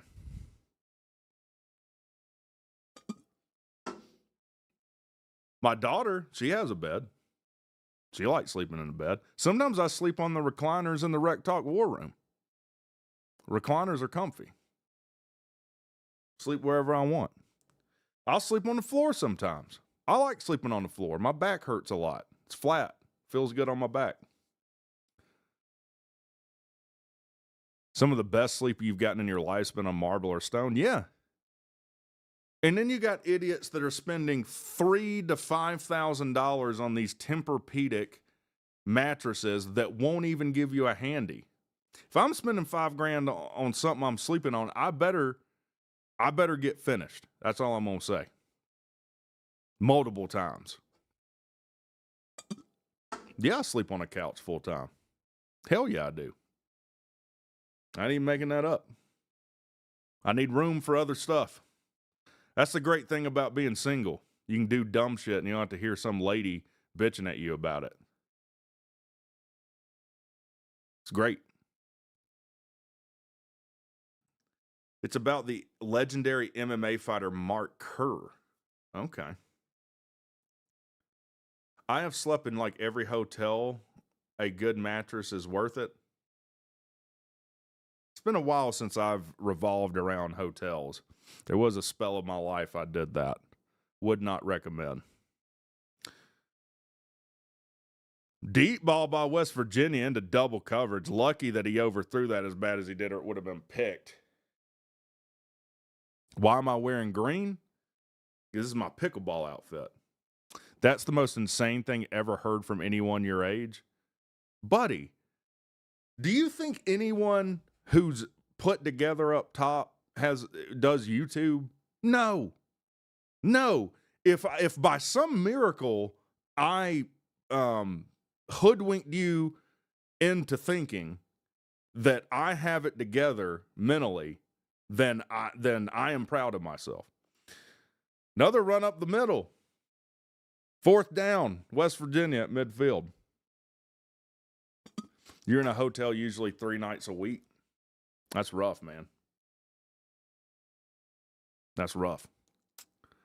Oh, they go for it on fourth, but there's a penalty. And I don't know if he got it.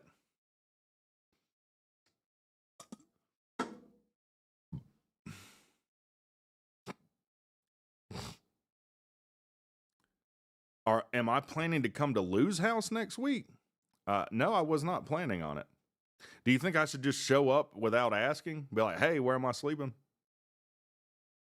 Honestly, you know, as much, despite what people might think about Lou, I bet you if I showed up unannounced at Lou's house and say, hey, man, I'm in a bad way. Can I stay with you tonight? I bet you he would say yes. I bet you he would. 1st and 10, West Virginia. My back never hurts. My back used to hurt all the time when I slept on a mattress. I'm not even lying.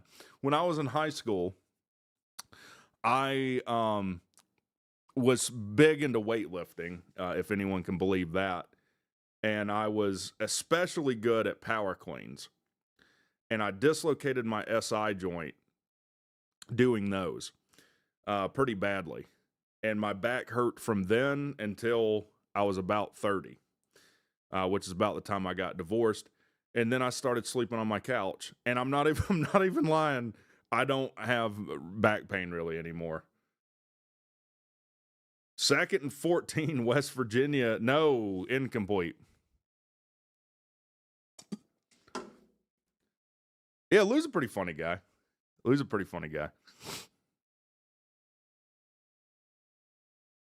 Did this hit the ground? Yeah, that's incomplete.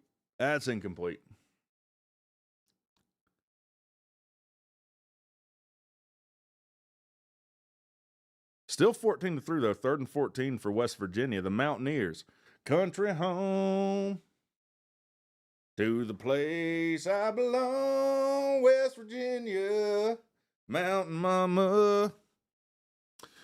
R.I.P. Mr. Denver. If I sit on a couch for too long, my back starts hurting. Now, it is uncomfortable to be like this. That's why I like streaming in there. I just didn't want to carry my setup in there. Like when I'm at work, I work in front of a computer all day, and I have to get up about once an hour, walk around the office, come back. But if I'm laying on the couch, I'm fine. You found me through Lou. Yeah. Yeah, Lou is a good dude.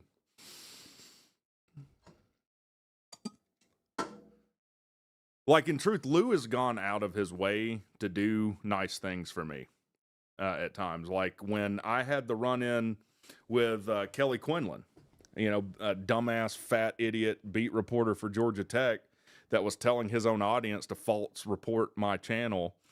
I was like, who would know how to navigate these situations? I said, Lou. So I text Lou, and he said, hey, give me a call. He called me. He's like, hey, here's what the deal is. Like, nothing's going to come of it. It's not a big deal. Here's the process for that to work. And he said, all right, buddy, fuck Georgia Tech. And then he hung up the phone. But he didn't have to do that. Yeah, it was a help.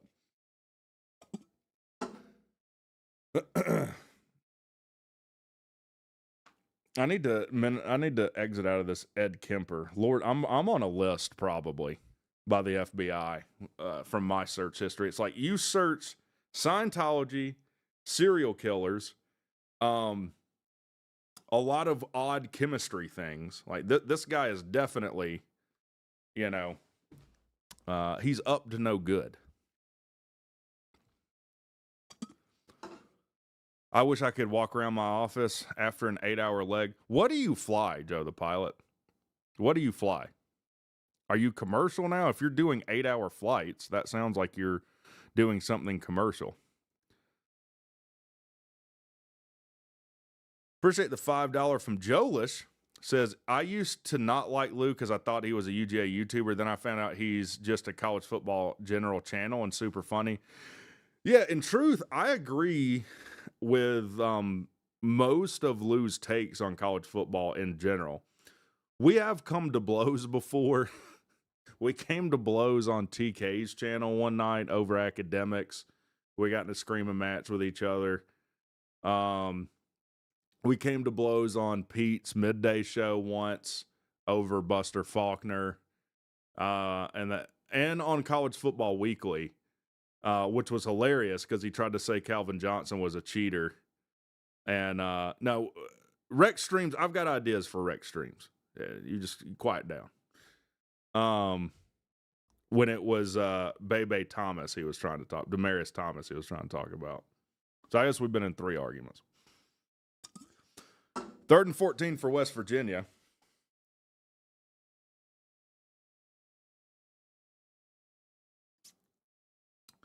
Rolls out, throws. Was that complete? I don't think so. I'll have to punt. Captain on King Air, Baron Cyrus. Is it Cirrus? Is that the plane that has the parachute that will deploy if you're, about to crash? Learjet, G280, Phenom. Isn't the King Air the plane that guy was flying? I think he was going to Louisiana or something. He's in the co-pilot seat. His family's in the back. As they're ascending to whatever their cruising altitude is, the pilot has a massive heart attack and dies.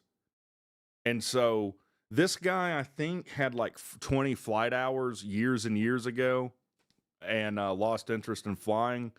Gets on the radio and he's like, hey, somehow the autopilot it blew through where he had set their cruising altitude to. So they were going to keep ascending until they stalled. And this guy who wasn't a pilot with the dead pilot ended up landing a plane and then becoming a pilot himself later. I think it was a King Air he was on. Oh my God.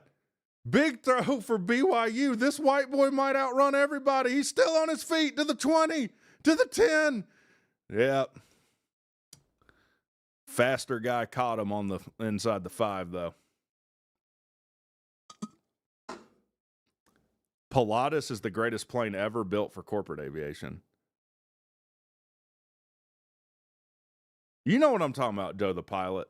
You know what I'm talking about, right? They made a movie about it with Dennis Quaid.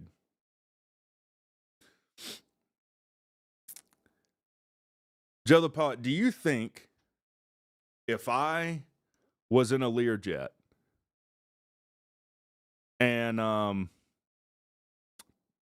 is that touchdown BYU? No, they're not going to signal it. It'd be 2nd and goal. If I was in a Learjet and you were the pilot and it's just you and me and you're incapacitated, that I could land the plane. First of all, let's back up a second. Could I even figure out how to talk to air traffic control? Could I even do that much? Wreck is dead already, just talking about Learjets. Yeah. I'm going to get into the death spin and I'm going to plummet to the earth at about 5,000 feet per minute. That's what I'm going to do.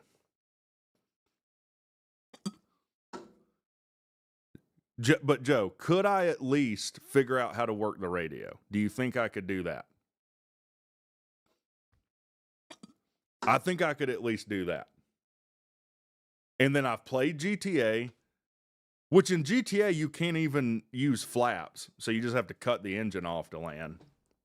So surprised, didn't know I knew about flaps and slats and shit, did you? Saying I can't land the plane. Didn't know I knew about V1, V2, and rotate. Didn't know that, did you? Saying I can't land the plane. I could talk to ATC, but Lear is very difficult to land because it has no wings. What are you talking about? How you fly a plane with no wings, buddy? How you fly a plane with no wings?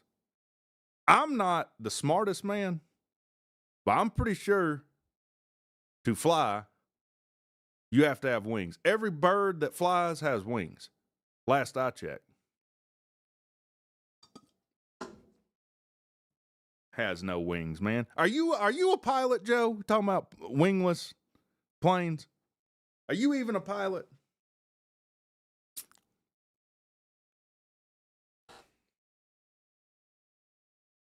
real fast. Time is it even? 11:48. We're still trucking. Helicopters. I feel like a helicopter. I think you would have an easier time landing an airplane than a helicopter. The Learjet has a super short wings. They legit said, let's just put small wings on the biggest engines we can. Well, where are the engines mounted on a Learjet? Rocket ships. Well, rocket ships don't land, though. Are they under the wing? Are they on the back? Let me look at a Learjet.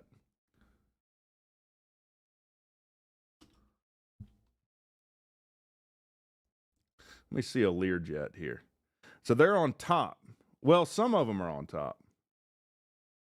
They're on the back here. I flew this in GTA, dude. You think I've landed this plane before? It's called the Milljet. I could land that. Of course I could land that. I'll land it without landing gear. I won't even put the landing gear down. I'll still land it. I'll just skid to a stop. Shy of 1,000 feet. You have the Lear 60.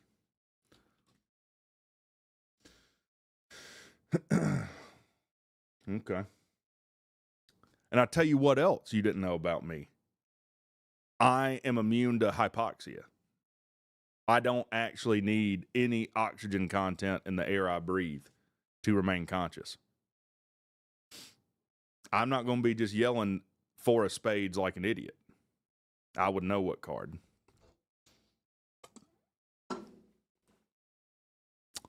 Oh, yeah, it's 21. I forgot. We're watching a football game. We're watching a football game. That's right. The hell am I doing? All right, guys. 1st and 10. 1st and 10 for West Virginia. All right, they're down bad, okay? As a surprise to no one, we have a quarterback draw here that does jack off shit. For a spade. I knew you'd know. So if you guys haven't seen it, I think these are fighter jet training. They're training to be fighter pilots. And, they're trying to get used to hypoxia. So they go into this pressurized room, tell them to take their mask off. They become hypoxic. If you don't know what hypoxia is, where the higher you go, the less oxygen there is. And the less you care about living. It's euphoric. Feel kind of high. So the guy, the exercise is, you draw a card, look at it. All right, 3 of hearts, king of spades. And for like a minute straight, this guy's just like, 4 of spades, man. 4 of spades. You can tell someone, put your oxygen on or you will die, which is true. You won't care. 1st down, West Virginia. 1st down, West Virginia. I think there was a crash, Helios flight, where there was maintenance done on the plane. They turned the oxygen or the cabin pressurization to manual, and long story short, everyone died of hypoxia, and those that didn't die of hypoxia died via impact with the ground around Athens, Greece. How about that, Joe? Didn't know I knew that off the top of my head, but I do. I think they scrambled fighter jets too, and there was by some miracle, someone who was a part of the cabin crew that was trying to manipulate the controls and do something to no avail.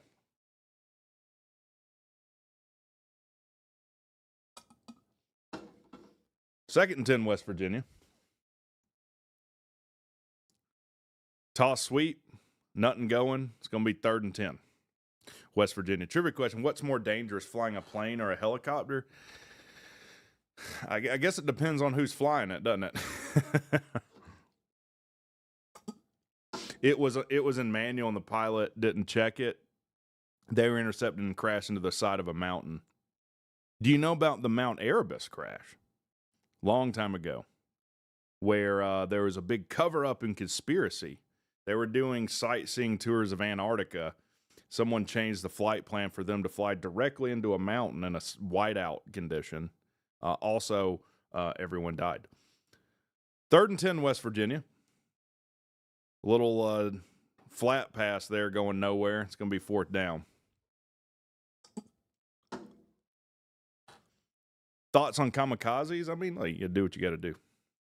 You got to do what you got to do. My dad was a helicopter pilot in Vietnam.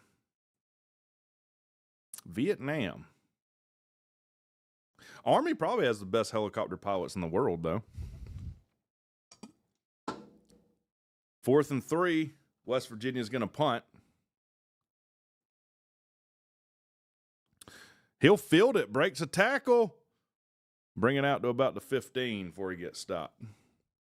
Helicopter can't glide. That is a good point. How far can like a Boeing 747 glide from altitude if they lost their engine? It's like a few hundred miles, isn't it? Didn't Buddy Holly fly into the side of a mountain? Let's see. He died with what? The Big Bopper and Richie Valens, I think. Waylon Jennings was supposed to be on that flight, and they flipped a coin over who was going to take the warm plane or the cold bus. And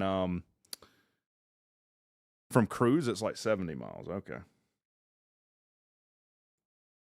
I was wrong.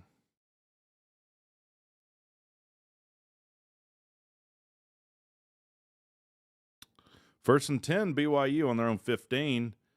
Oh, fumble off of a pitch option. West Virginia's going to get it inside the BYU 5. Joseph Smith takes another wife in disgust of this. Stevie Ray died in a helicopter crash. So did the Mamba, Kobe Bryant. Let's see.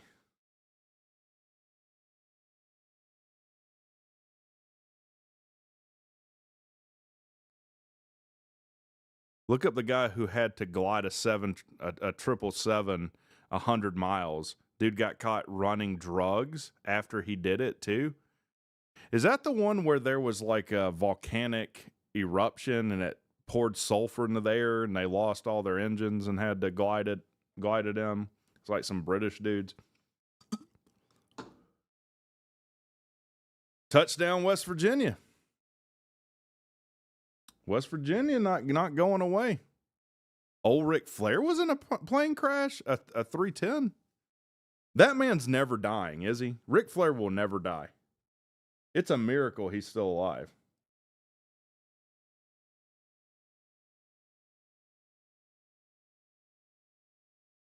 Why doesn't it tell me about this plane crash?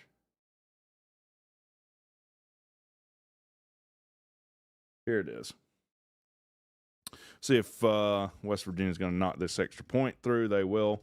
Be 10-21 BYU. The day the music died. Yeah. Buddy Holly, Richie Valens, and the Big Bopper J.P. Richardson killed in a plane crash in 1959.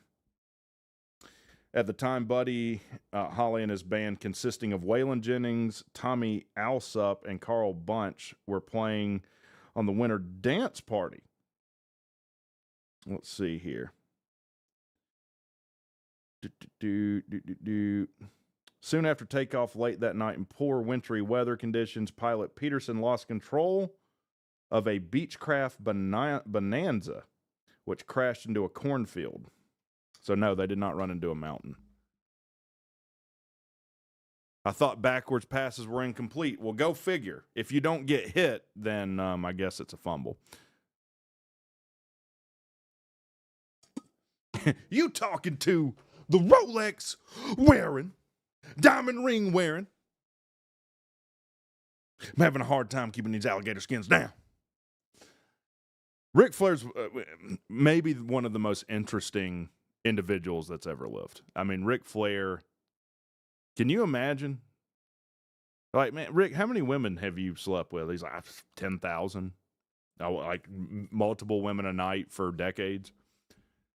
It's like, man, you're not worried about catching the clap or nothing? I mean, not like I like women as much as the next guy, but I might have some reservations.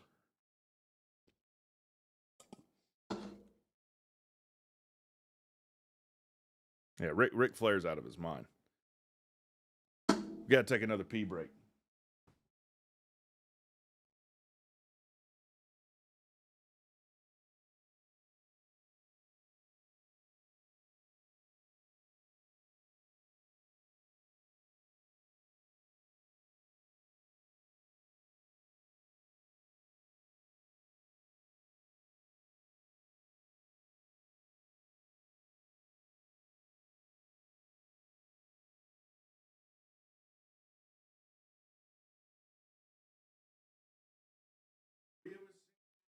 Bye, Miss American Pie.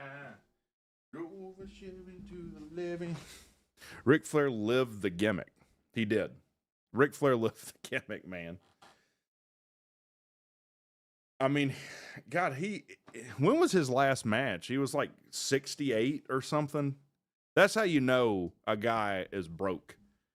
That's how you know a wrestler's broke. When they're still wrestling and they're over 50, they're broke. They're 100% broke.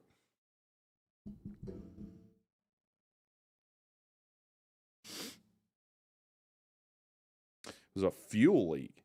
Well, I've not heard that Ric Flair was in a plane crash.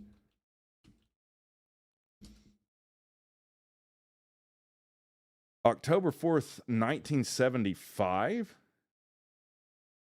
led to the pilot's death and Johnny Valentine's paralysis. Flair was 26 at the time, broke his back in 3 places. My back is broken. I broke my back. What happened? They had a fuel leak, you're saying?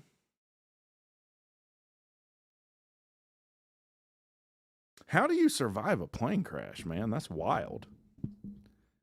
I would think that's usually a wrap. BYU taking this thing back. Good return setup. Still on his feet. Brings it out to about the 27. Ric Flair's last match was a couple of years ago with Jeff Jarrett. Well, God, he had to be like 70. How old is he now? They ran out of fuel because they were all drunk. Hey, man, you think we should, I don't know, do some pre-flight checklist? Nah, man, let's just get messed up some more. We'll work it out in the air. It's easy to work things out in the air. 1st and 10 for BYU.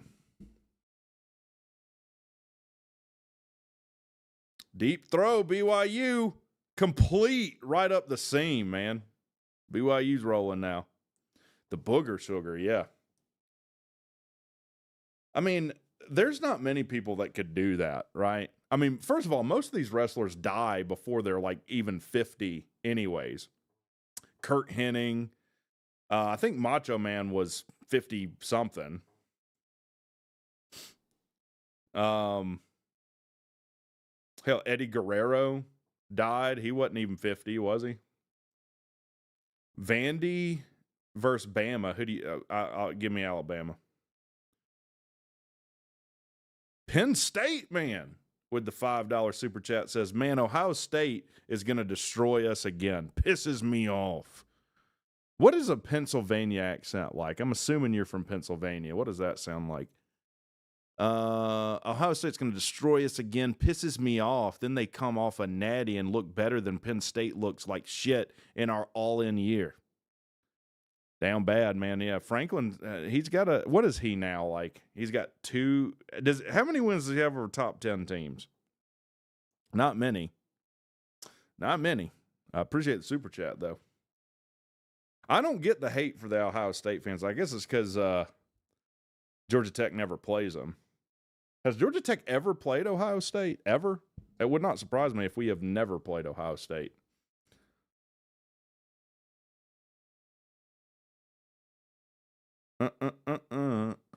Ow. 1st and 10 for the Mormons. Flag. False start. False start.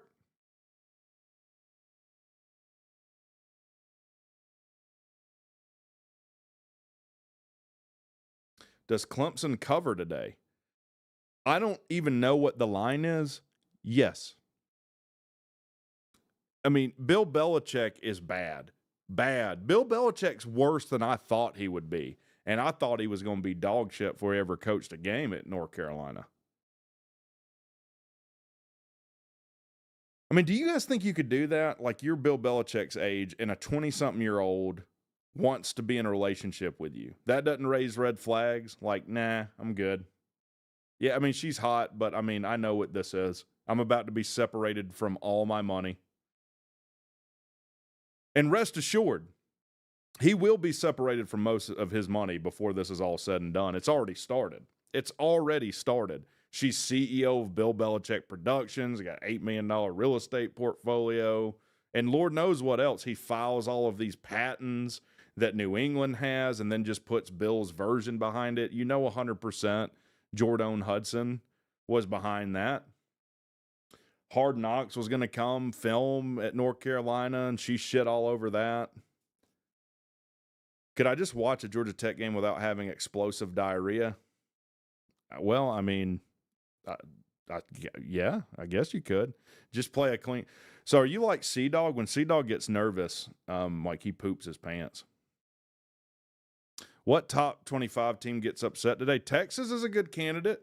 I tell you, don't put Florida State as much as I've shit on Florida State. Did he catch that? They're saying no. No, he's saying he caught it. They'll have to review it. Big play. Miami could 100% get upset. I think the worst thing for Miami was, as far as them playing Florida State, was that Virginia loss Florida State took. Would you want to, though?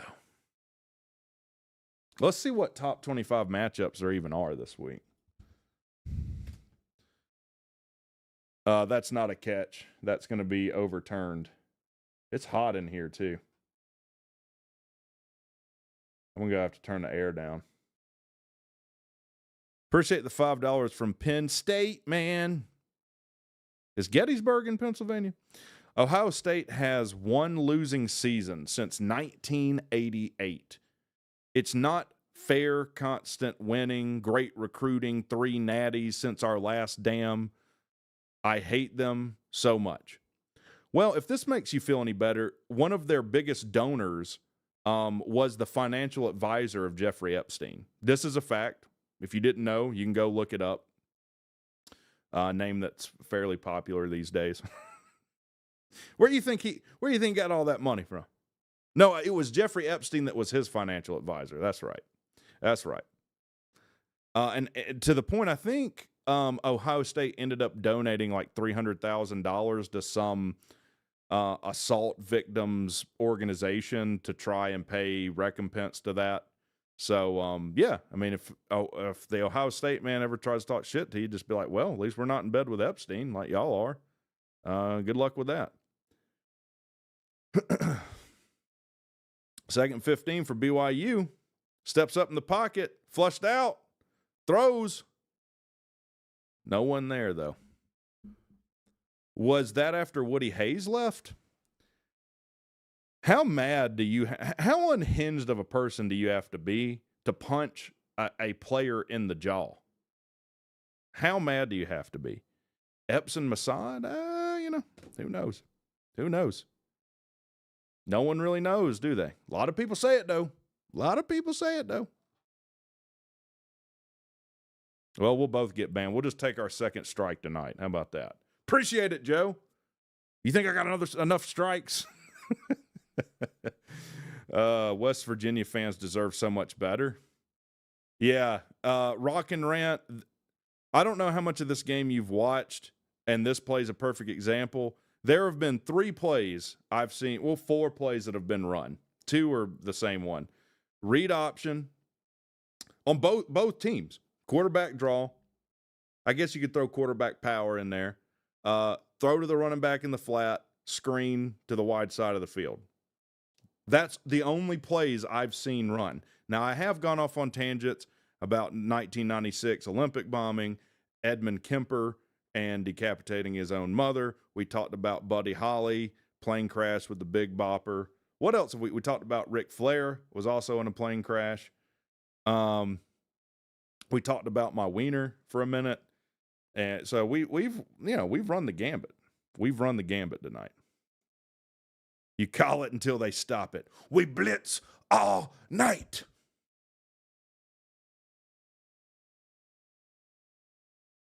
I remember the Titans. We watched that in a history class. This is how you know education in Georgia is something else. In a history class, not taught by a coach, we watched Remember the Titans.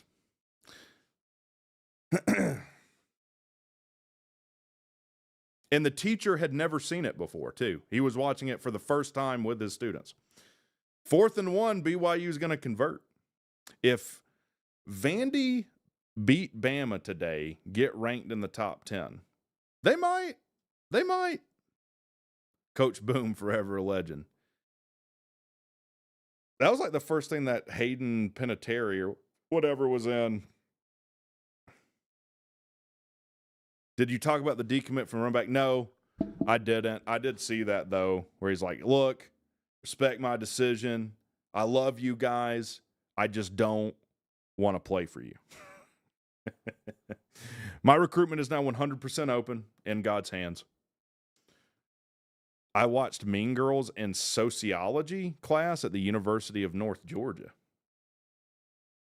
In Dahlonega, huh?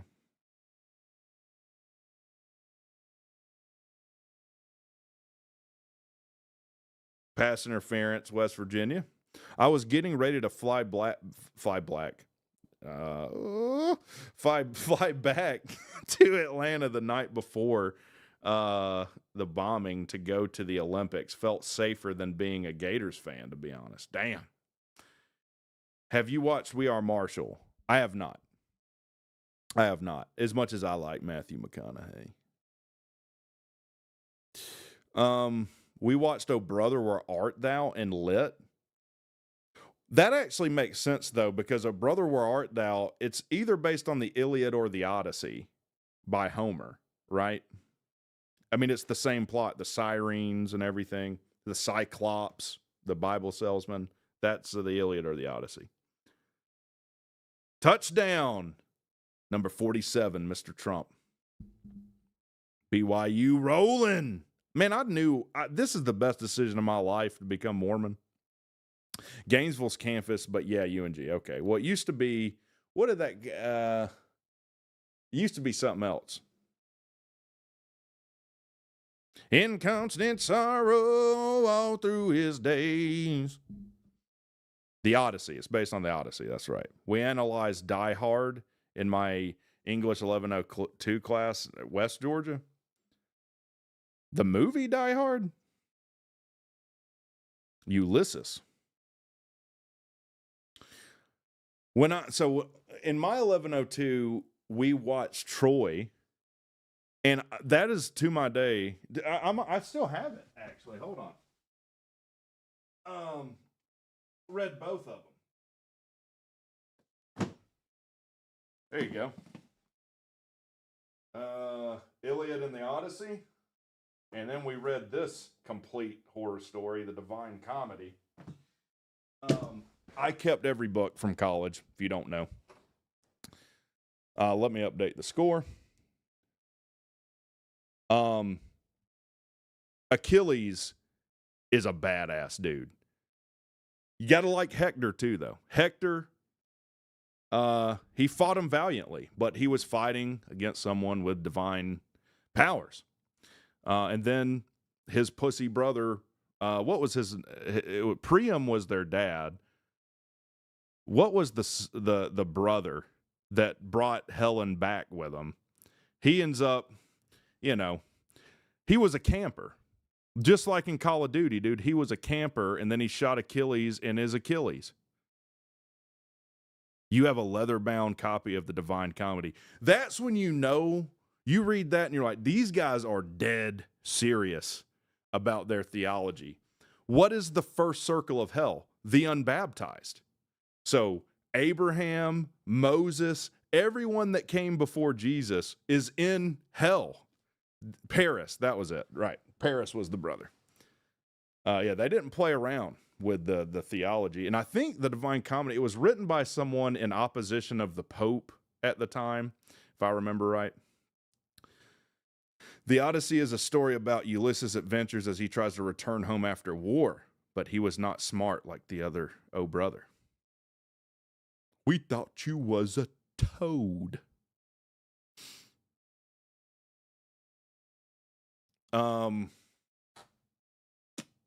Did you know, what was the guy's name in Oh Brother Where Art Thou?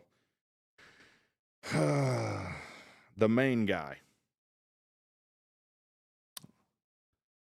And Oh Brother Where Art Thou? The actor's name. Clooney. He wanted to sing. He wanted to actually sing in that movie. And he did, he sang. They recorded it. And this is from his own words. They were like, they didn't want to tell him he sucked. So they're like, before we give an opinion, why don't you listen? And it was awful. It was so bad. And so they ended up hiring Dan Tyminski, who is a bluegrass legend. I'm a huge mark for anything bluegrass. Dan Tyminski. I always blank on names. Alison Krauss. Alison Krauss is my dream girl. I don't care how old she is right now. She can play the fiddle at my place anytime. In fact, I saw them in Athens at the Athens Civic Center, and it was great. You're reading the Divine Comedy right now? Yeah, it's a rough one, man. It's a rough one. A Brother Where Art Thou is actually based on fictional film with the same name mentioned in the movie Sullivan's Travels. I think this is all based on the same ancient epic, right? Pope Boniface VIII. Yeah, that's who he had an issue with. Yeah. That's what they did back then. Somebody would get mad and they write, 100,000 word story about why you're wrong. But not directly,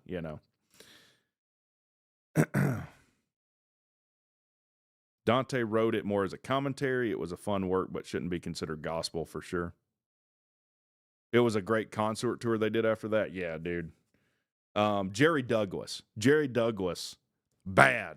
He's the guy who plays that slide on the flat top. In fact, I think he comes to Hiawassee. That's North Georgia. They do a bluegrass festival.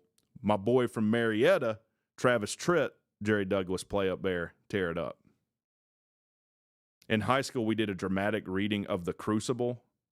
But it is my name. It is the only one I have.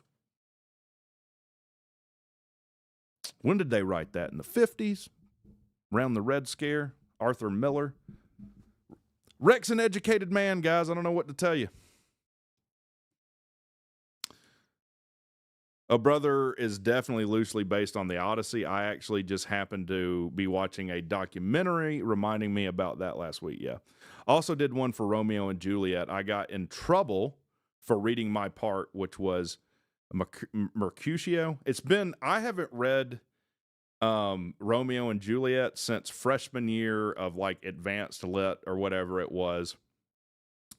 And you realize that it's dumb. Romeo and Juliet is dumb.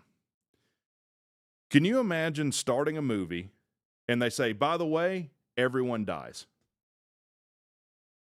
And then you're, okay, enjoy the movie. That's Romeo and Juliet. Two star-crossed lovers destined to die in the end. It tells you right in the beginning. Rick Rubin produced the record for Ralph Stanley after he did that, Oh Brother. Oh, death. Oh, death. Yeah, some bad shit's about to go down when you hear that being sung, don't you? So that bad intentions are following that. Romeo and Juliet is a better comedy than a tragedy, yeah. I'm going to pretend to take myself out, which is going to make him actually take himself out. I bet you watched the Leonardo DiCaprio version of it with Claire Danes. Oh, my God. Claire Danes. Isn't that her name? It's another crush of mine. What's about that Tale of Two Cities book? I thought it was dumb. I never read A Tale of Two Cities. Macbeth is my favorite Shakespeare. Is that the one where they're like, all the blood in all the oceans can't wash the blood from my hands? They, kill the king because they're mischievous. They're mischievous. So this is what a Georgia Tech Smart Channel does when there's a blowout. Yeah, this is what a Georgia Tech Smart Channel does, okay? Where's my marker? Okay. I want to write my favorite equation of all time up here. Okay, we got E. Okay, we're going to raise that to the I pi.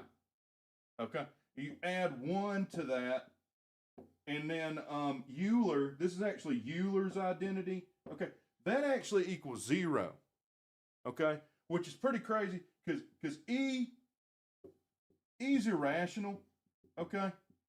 You keep writing numbers, they keep going. Not only is it irrational, it's actually transcendental, which means it can't not be represented in a simple algebraic formula. Okay, you got to represent this with like Taylor series and stuff. They keep going on forever.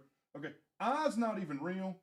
Okay, I is square root of -1. Okay, so you look on the number line. Okay, look on the number line here. All right, like you can find pi on there. Okay. You can find E on the number line. You're not going to find the square root of -1 there. Okay. You got to extend that to the complex plane. Okay. You got to put I up here. All right. That's how you can define these things called phasors. Okay. You think about this vector rotating around a circle and then the circle translates. That's how you get a sine wave. Okay. Pi, pi is the same as E. And basically what this is telling you is that this thing made up of bullshit numbers equals -1. Okay, it's pretty crazy. Makes no sense, but that's why Euler's the GOAT. So that's pretty much what a Georgia Tech, you want a quadratic? We can get a quadratic equation. You just want a general quadratic? Okay, you got quadratic. We're going to define some constants, okay? Ax squared plus bx plus some constant c, all right? We can write it generally like that. And then we can do a general solution by completing the square. You're going to get x is equal, all right, plus or minus square root -b squared minus 4ac all over 2a, okay? That would be your general solution to a quadratic equation.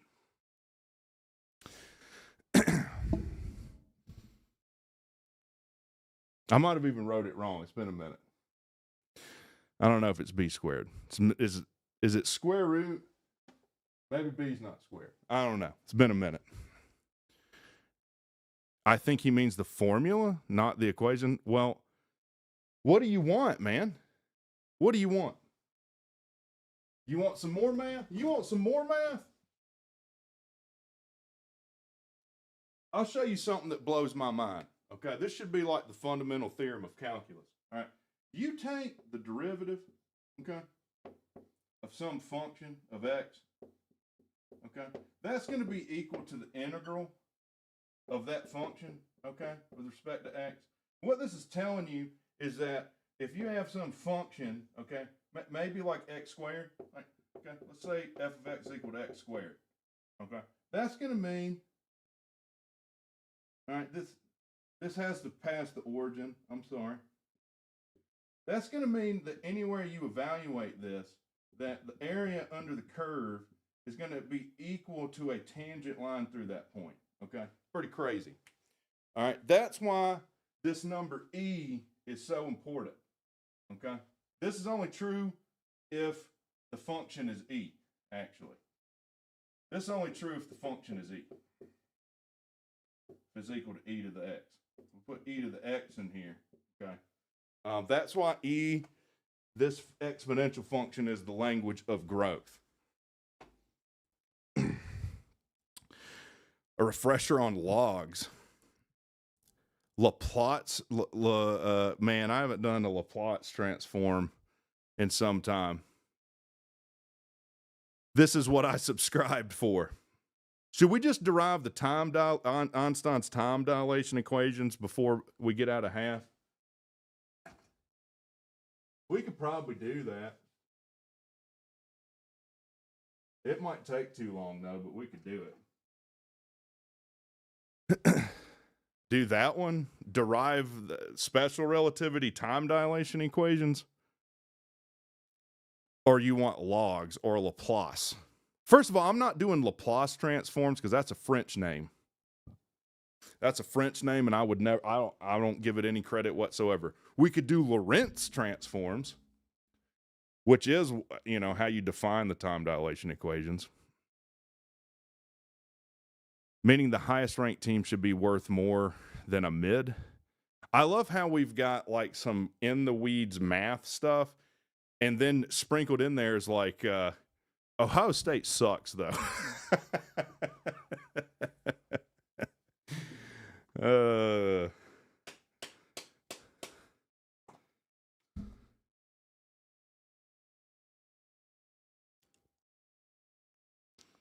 The discrete time Fourier transform, buddy. What he's talking about, okay, is if you have sine waves you're trying to sum up that have differing amplitudes and phases, that's not so easy to do. You need something called a Fourier transform, which is also a dirty-ass French name that I have no respect for. You have to do this. There's a fast Fourier transform, discrete time Fourier transform. And so like if you look at a sine wave, right, it looks like this. If you were to record your voice, it looks like this, right? You look at the wave of your voice. So all these AI music things you see, they're using these Fourier transforms in some clever way to some different sine waves to sound like your voice or sound like an instrument. So yeah. Did you ever take the GRE? No. Multivariable integral using trig substitution. Dude, first of all, screw calculus 2 and screw trig substitutions. What, you want to do integration by parts after that? You do an integration by parts? And then like a quotient rule? Cliff notes on time dilation. All right, Cliff, we can do that before half. All right.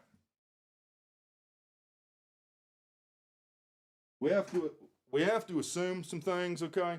One is that we're assuming inertial reference frames. Okay, what does inertial reference frame mean?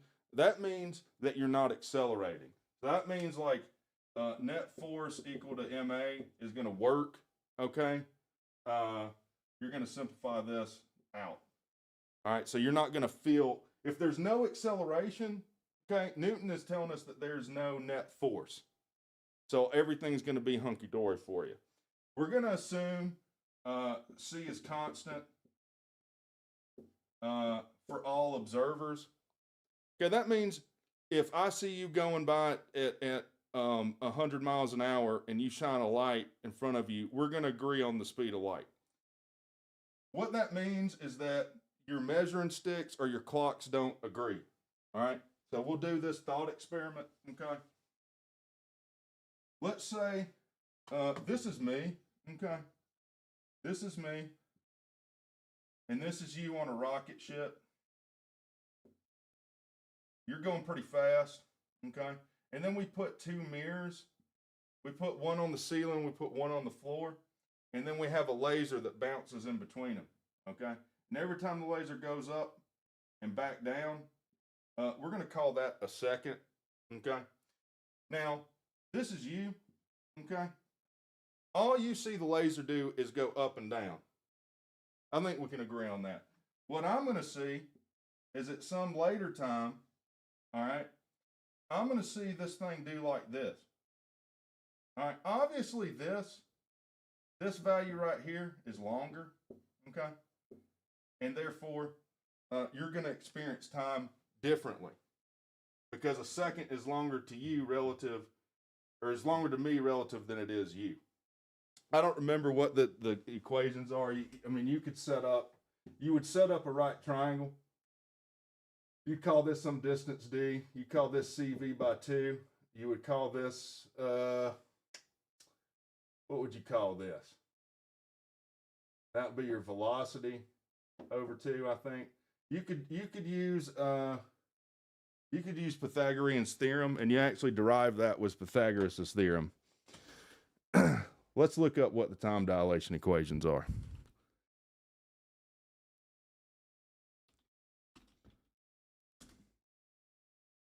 Okay. So if you work all this out, what you're going to find is T is equal to the proper time over square root of 1 over V squared over C squared. Okay? Proper time is a bad term. There's no preferred time. It's not like the way you experience time is more proper than the way anyone else experiences time. This should look familiar too. We often call this right here, this 1 over 1 square root 1 minus V squared over C squared. We'll call that gamma, okay? And then if we plot gamma, as velocity starts approaching C, so let's call this C, you see this kind of thing happen, where because of this, the energy that it takes to accelerate past the speed of light approaches infinity, so you can't do it. It takes infinite energy to accelerate faster than the speed of light. There are theories that time doesn't exist. Your watch doesn't measure time. Your watch measures the number of oscillations a crystal does. These gummies are strong. Yeah, man, these gummies are strong. Yeah, I mean, notice if V is equal to C, what happens? If V is equal to C, okay, this goes to 1. All right, and then you have 1 over 0. That's a no-no, okay? This infers either plus or minus infinity. All right, that's why you can't divide by 0 either. We're about to bust some people's asses that try and divide by 0. A lot of people want to say, you have 1 over 0, that this is equal to infinity. If you do that, I will kick your ass. 1 over 0 is not equal to infinity. All right? Let's define a function that's 1 over x. And then let's plot it. Well, we're going to take the limit, okay, as x approaches 0 from the positive numbers. All right? Then I agree this thing blows up to infinity. But what happens if you approach it from this way? Well, if you take the limit as x approaches 0 from the negative numbers, okay, you get minus infinity, okay? You get minus infinity. You can't get any further apart than positive and negative infinity. This is nonsense, okay? And don't even get me started on 0 over 0, some indeterminate form. I really will kick your ass. All right, let's look through the chat. Can you calculate tech's all-time record versus UGA? You can go fuck yourself. Okay, yeah, you can go fuck yourself. But what if light or sound is just simply disturbing the ether or medium? Light doesn't need a medium of propagation in the way every other wave does, okay?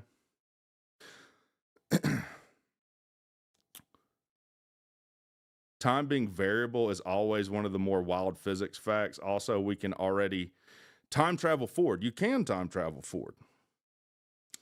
In fact, someone's already done it by a very minuscule amount. Someone was on the ISS for like, I don't know, 80 days or something. So he went like a fraction of a second forward in time. Talk about the modulus in encryption. Well, all RSA encryption. Okay. This is a true story, by the way. This is a true story. I am very good friends with Herman Cain's, what was his executive producer, a guy named Shaney B. Shaney B, if you've listened to the radio in Atlanta, like 95.5, he produced Neil Bortz, he produced Herman Cain and a lot of other guys. So he invited me into the studio to talk with Herman. Now, Herman never came in the studio because he, he's a little bit lazy. He had his setup at home. But I'm on the headset talking to him during a break. I know I've told this before, but I haven't told this whole thing. So he got a degree in math from Purdue. And so I thought, well, that would be a good conversation piece to talk to Herman Cain about. I was like, man, I saw you majored in math, man. And I'm like trying to talk to him about math stuff. And he's like, I don't care about none of that. And then he told a dirty joke or something. Like he didn't care about it. He was also on the air because I think Cal Berkeley at the time found the largest prime number ever. It was like 1 million digits or something. And he's like, why are we, spending all this time finding large prime numbers? Encryption is based on large prime numbers because, and this is a way oversimplified explanation of how these encryption processes work, but there's no algorithm to calculate prime numbers. Now, if the Riemann zeta hypothesis is correct, you could have a prime number generator. And there's a lot of theories in math that assume the Riemann hypothesis is correct. By the way, if you can prove the Riemann hypothesis, you'll win $1 million. It's one of the Millennium Prizes. But it's very hard to check whether a number is prime or not, and that makes it good for encryption. All right. BYU, run up the middle. What's going on, Zach? Appreciate the $2. Good to see you with the mustache tonight. In other words, there is a use for very large prime numbers. In fact, I forget the name of the thing, but you can sign up to have your computer used to try and calculate bigger prime numbers. I forget the name of the project, but you can lend your computer to a network to do that. If you trust crazy nerds with your computer.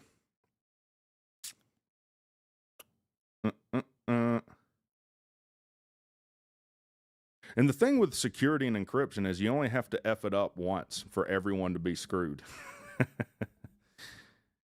No, there is such a thing as encryption. Like I forget how many bits they're using now, 128 or something. There was a group that said they could crack that encryption in 3 years, and that was about 10 years ago. We need drugs when we have this. Yeah. I'm pretty sure a lot of my teachers at Tech were heavy users of drugs. I had one teacher for material science that for the first 10 minutes of class would give a political spiel every single class. And so I just decided to side with that because it was better for me. And that's a good lesson to everyone out there. Whether you agree with what someone's saying or not, if they're in charge or if they can benefit you, play along. Absolutely play along. Yeah, encryption isn't about trust us. Like you can look up. In fact, how do you know encryption is good? It's public. Everyone knows how it works. So there's nothing to steal. It's pure math, though. It's pure math.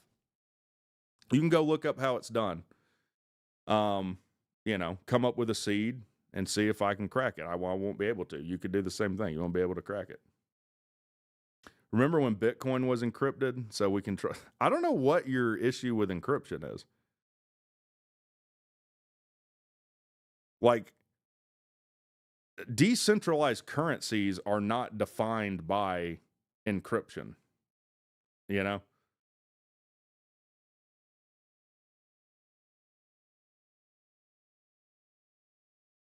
And what he brought up, the modulus is the key to that, the modulus operator. So if everyone knows how it works, then it can be cracked.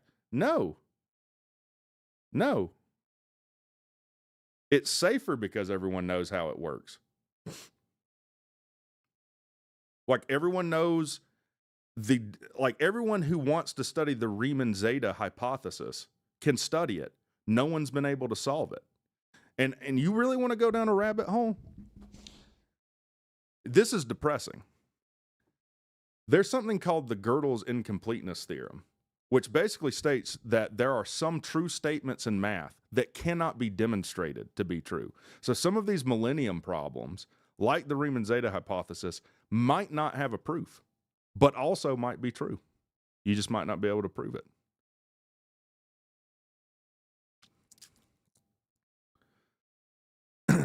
I'll give you an example of encryption, Longhorn. Like we're watching this BYU game. They've run the same 4 plays for the whole game, and neither one can stop it. They know what's coming. They can't crack the code to stop it, though. Does that mean it's bullshit? No. It means that it's working.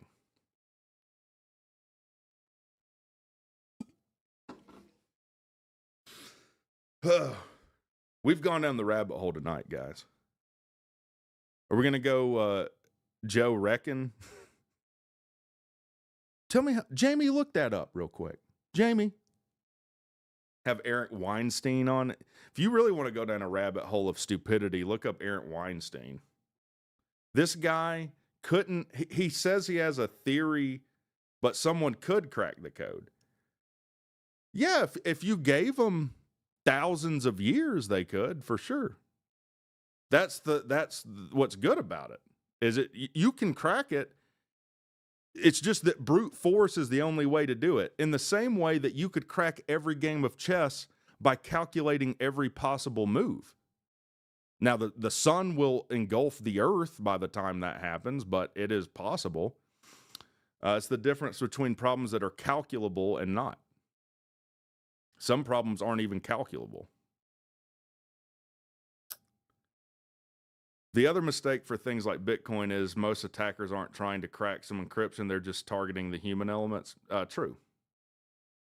You'd need an impossible amount of computation to even get close. Yeah. Like Enigma in World War II. The Enigma code that the Germans used. It was just a simple circuit. You had the switchboard. You had rotors that turned and stuff. But it had a flaw. Had a flaw that a letter could not encrypt to itself, which is how the father of computing, my man Alan Turing, was able to build one of the first computers ever, maybe the first computer ever, the bomb machine. Maybe ENIAC was older. And cracked Enigma, ended World War II early because we could read German code, and kept it a secret for like 50 years. Someone could crack the code in a couple billion years. I'm not trying to trash you, Drew, but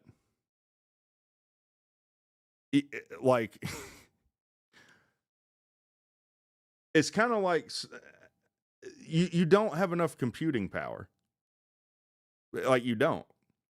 There's a finite amount of time, like a gigahertz processor can do 1 billion calculations per second. We're talking about numbers like a Google, like 10 to the 100th power and stuff. Different combinations of things. Like this is not something that you can brute force your way into figuring out. We've only solved chess up to a winning a fake kick by BYU. We've only solved chess 7 moves out. The first largest number ever used in a calculation was the number of possible moves in a game of chess. I think for a 40-move game. It's called Skew's number. That number was 10 to the 140th power. We haven't solved chess nor encryption. So 10 to the 140th power of possible moves. Let's just be generous and take out all the moves that are nonsense, like just moving your knight back and forth or moving your bishop back and forth. Let's call it a Google, 10 to the 100th. That means you could assign trillions and trillions and trillions of intelligible chess games to every particle in the universe, which is like 10 to the 80th power. Will Eubanks with the $5, appreciate it, says, do we have any opinions on quantum computers? They are an absolute mindfuck. I think it's bullshit. I think it's absolute bullshit. I actually did undergraduate research on quantum computing.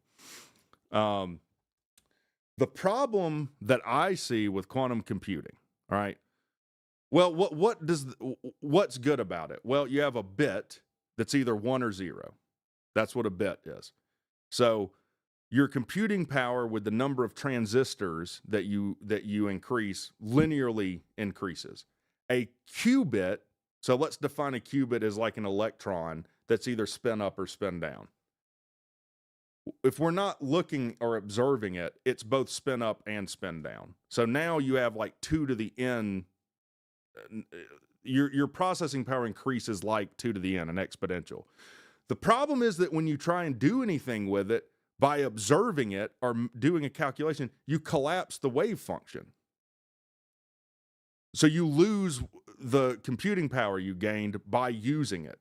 So I think it's bullshit. I mean, this is a fundamental property of quantum mechanics. Coffee Kill, I'm back, boys, was serving democracy and serving out freedom on Helldivers. Do you have, okay, I already read the super chat. Drew, do you have an overestimate intelligent agencies the power of our current technology?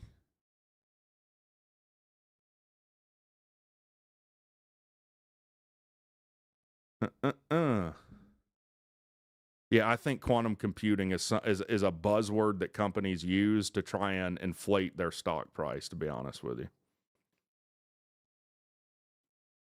I mean, you can just look at the double slit experiment. Soon as how would you even observe a photon? You'd have to hit it with another photon. So you would disturb it by making a measurement of it or trying to calculate something, which would collapse the wave function. It would make it go from wave-like to particle-like.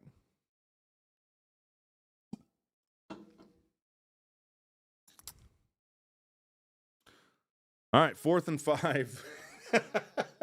All right, back to football. 4th and 5. Mormons, BYU, kicking a field goal. I don't know what that was. No one even moved except for the kicker and the holder. And BYU will go up 31 to 10. In the future, though, you don't think they'll do much?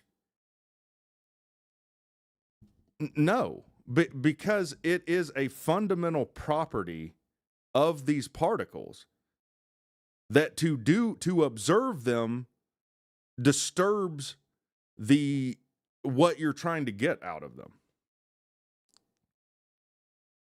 Yeah, quantum will be. By the way, guys, this happens about every decade, by the way. We have some bubble in the market. There was the .com bubble. The internet comes out. What does every company do? We're going to make a website. Now we're in the internet business. What happens? Bubbles pop. You know, you had the housing. Now we're having an AI bubble. AI is dog shit for what it's being used for right now. What do all these companies do with all these jackass CEOs that are trying to buy another yacht or whatever? Oh, we can lay off 30% of our workforce and we'll have AI do our medical billing, right? This is something I read about recently. The problem with AI is that it just makes shit up. It just makes stuff up. Me and C-Dog and I did this the other night. I asked Google AI about C-Dog, and it's like, oh, C-Dog, Georgia Tech YouTube content creator. His catchphrase is, something, live or die, Georgia Tech till I die, whatever he says. So I'm like, okay, win, lose, or tie, I'm Georgia Tech till I die. I was like, what is WreckTalk's catchphrase? This is what it said. In fact, I have it on my phone. I'll read you what AI said my catchphrase was. Hold on a second. Because I had enough insight to take a screenshot of it. This is what AI says my catchphrase is. WreckTalk is known for the phrase "La Heisman" and its variations, which they use to refer to Georgia Tech quarterback Haynes King. Let me read that again. WreckTalk is known for the phrase "La Heisman" per AI and its variations, which they use to refer to Georgia Tech quarterback Haynes King. The term La Heisman combines the last name of former Georgia Tech quarterback and Heisman Trophy winner Joe Hamilton with the Heisman Award, suggesting that King is the legitimate contender for the trophy. That's what AI said my catchphrase was. So these jackass companies that have fired 30% of their workforce so that AI can do their jobs now are having to go into massive hiring binges to get people to quality control the 10% of the things that the AI screwed up. So it's completely useless.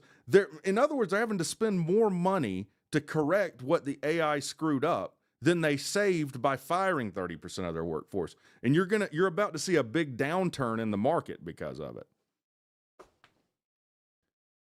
And this isn't conjecture. I have proof that it just makes shit up. Same thing if you're like on a Zoom call and AI is transcribing what people are saying. 10% of it is slop, made up nonsense. C-Dog and I started talking about La Heisman. Guys, we got this in the bag. La Heisman. La Heisman. We all know that I've been saying La Heisman for years. It's on the internet. AI told me so. What do you think about the atoms that change their behavior when observed? Well, it's not atoms. It's quantum particles like electrons, protons, and neutrons. Also, that's exactly what we just spent 20 minutes talking about. I'm not trying to be mean. That's literally what we spent like 20 minutes talking about.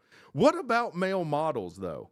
What about male models? Yeah, it's collapsing the wave function. You can look up the double slit experiment where they had these little slits they would fire electrons through. And if they didn't observe them, they would bunch up in like circles, like you would expect. When they didn't observe it, you would get these diffraction patterns, which means wave-like, right? You would see this if like you were at the beach and you set up boards with little slits in them, you would see the waves starting to diffract. And then people like Deepak Chopra, who's a jackass, started saying, oh, well, we're made of electrons, so that means woo-woo bullshit is true. No, it doesn't. It's that you have to hit it with a photon to observe the particle that collapses the wave function. Put Philo in, he'd tell us. What? La Heisman, Philo, La Heisman. Google is telling me co.putters can think 50 million moves ahead. So you're okay. Well, go play. Who are we going to trust? You are the people that program the chess computers. Are you someone who thinks literally everything is a conspiracy and nothing is true? Are you like a hard solipsist? Are you into solipsism? Do you think that we're all a figment of your imagination and you're the only one that exists in the universe? Manning putting up Heisman numbers until last week. I don't know about that. Hold on a second.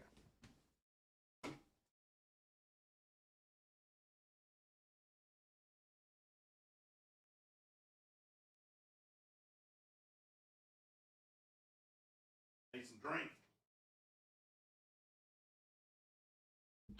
I need drink. On another note, who played this game? Any of y'all ever play this game? That was my childhood. That right there and this right here was my childhood. Oh, also, if you're interested in the dumb physics stuff, that we're talking about, might I suggest this? This actually got me into. This made me go out and major in physics and electrical engineering. I watched that, and then I was like, okay, I'm going to dedicate my life.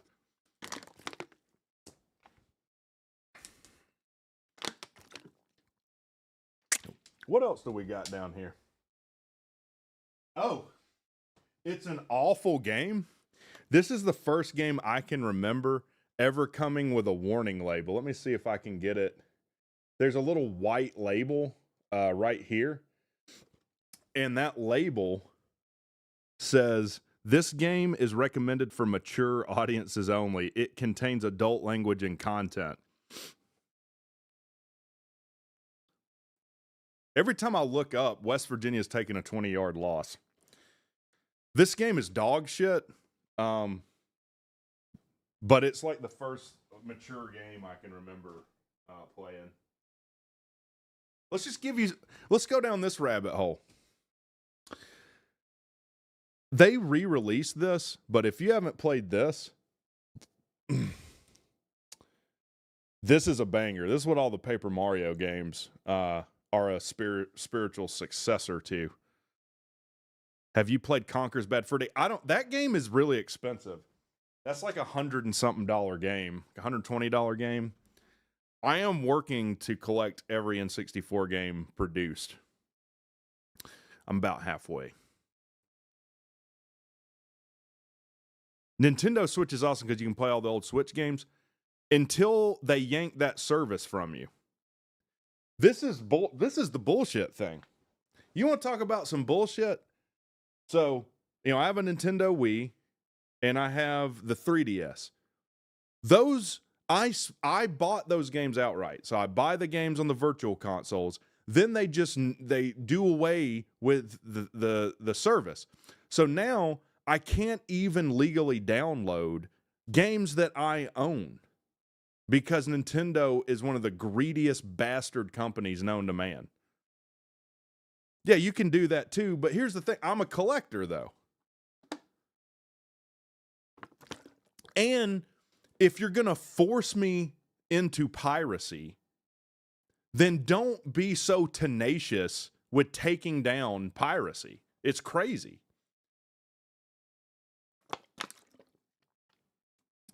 All right, West Virginia's showing a little life now.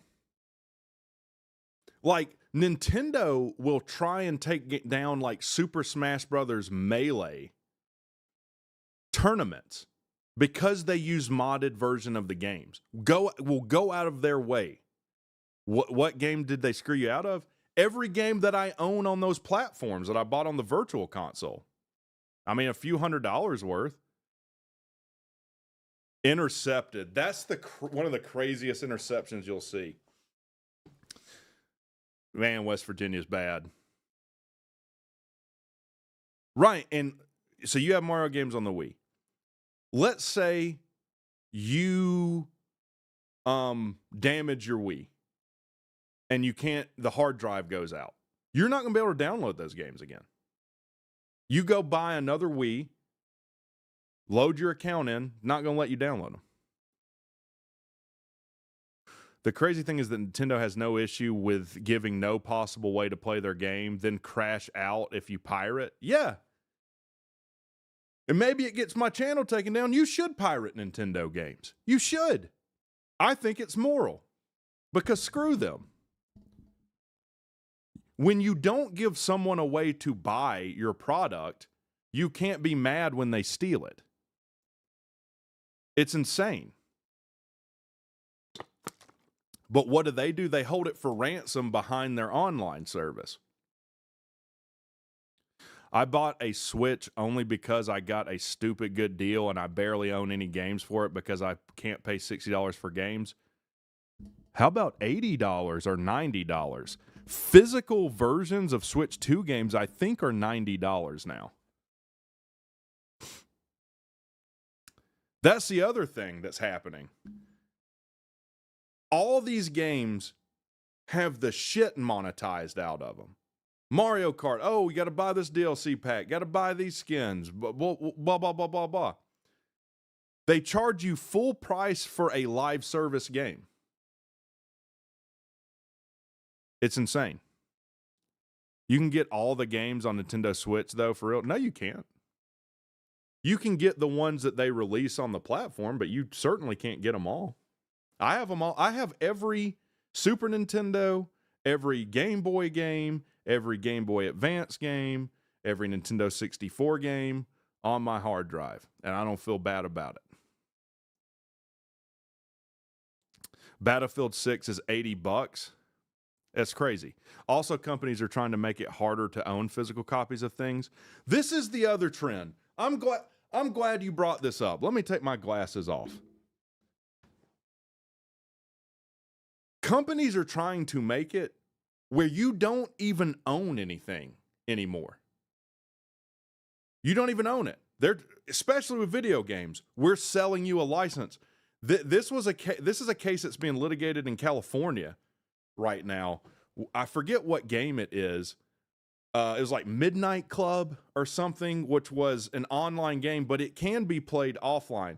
Well, they made it where you can't play a game that you paid full price for. And what they're trying to lean back on is, well, you bought a license to the game, though. You didn't buy the game. You bought a license to the game. Come on, man. That's not what you sold. That's not what people thought they were buying. Nintendo will never drop their prices. You need to buy Breath of the Wild at full price. Yeah, or pay to upgrade it. Oh, you can play it on Switch 2 now, which is what, it's half as powerful as the PC that I threw away 5 years ago is. I pay for it to own it. Here's the thing. This is what's great about old school games. Let's pick one out. Let's pick out a good one. Here's a good example. This is Fighter's Destiny for N64. Not a popular game. It was kind of an interesting fighting game that I liked in the day. No one can take this from me. At any time I want, I can stick it in my N64 and I can play it as long as I want, and there's nothing no one can do about it. And that's just not the case anymore. Same deals with movies and music. You don't own them. You own the right to rent from them. Sony got in trouble for that. They had movies you could buy on the Sony platform. Then they lost the license for those movies. They yanked them from everyone, even though they paid full price for them. Oh, no, you just bought a license. I mean, it goes into your privacy. If you don't know, your car is reporting all your driving information and habits to the company that owns, or, to GE or to Tesla, and then they're selling that information to insurance companies. And then you're like, man, why did my insurance go up 50%? Well, because without your consent, but you signed the EULA. I don't give a shit. If you're selling my information, bare minimum, I should get a cut of it. I should get a cut of it, or I should at least be made explicitly aware of it. 3rd and 3 for BYU. Another throw to the flat. What do you know? He fumbles. West Virginia gets it back. You'll own nothing and you like it. That's right. G2A and Steam summer sales have ruined me. I just bought Battlefield 6. That's the first time I paid full price for a game, and probably, if you have a gaming PC, you're set. If you're really serious about gaming, getting a gaming PC is the way to go. Like, you don't have to pay for a service. You just fire it up and you go. You can mod your games however you want. How badly would BYU beat us if each team's most recent game, 12 points? I'm not sure what you're asking. How badly would BYU beat us on each team's most recent game? So if we played as bad as we did against BYU or against Wake Forest, and BYU played like they did against Colorado? I don't know. I once argued in a class that if a company is selling my information, I should be entitled to a percentage of what they are being paid, and everyone called me crazy. Really? I tell you what, track what a company does and start selling their secrets to people and see what happens. I imagine the law doesn't favor you. First down, West Virginia. That's the thing. Like, you steal from a company, you go to jail. They steal from you, they get slapped on the wrist and pay a fine and everything. Forget about it. Hey, mistakes were made, guys. Mistakes were made. You just want to play Halo again? Well, there is the Master Chief Collection. I don't know if you're aware of this. That has Halos 1 through 5 on it, I think.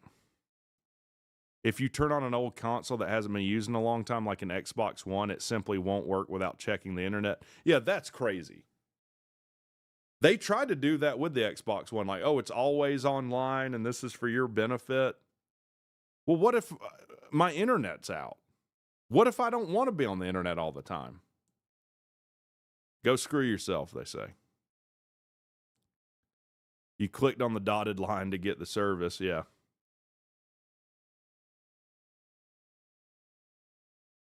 Well, you say based on this game you think BYU kills us, but West Virginia is not a very good team. The Master Chief Collection is awesome. Yeah, like it has online, like you can play all those old maps online. The coolest thing about the Master Chief Collection is in game you can switch between, like if you're playing Halo 1, you can press a button and go to the original graphics, and then you can press the same button and go to the updated, remastered graphics. It's really, really cool. It probably is on sale on the autumn sale. I was thinking about playing something while I was streaming this game, but I'm not ADD enough for that. Touchdown, West Virginia. Man, if West Virginia comes back and wins this somehow, that's going to be crazy. That'll be wild.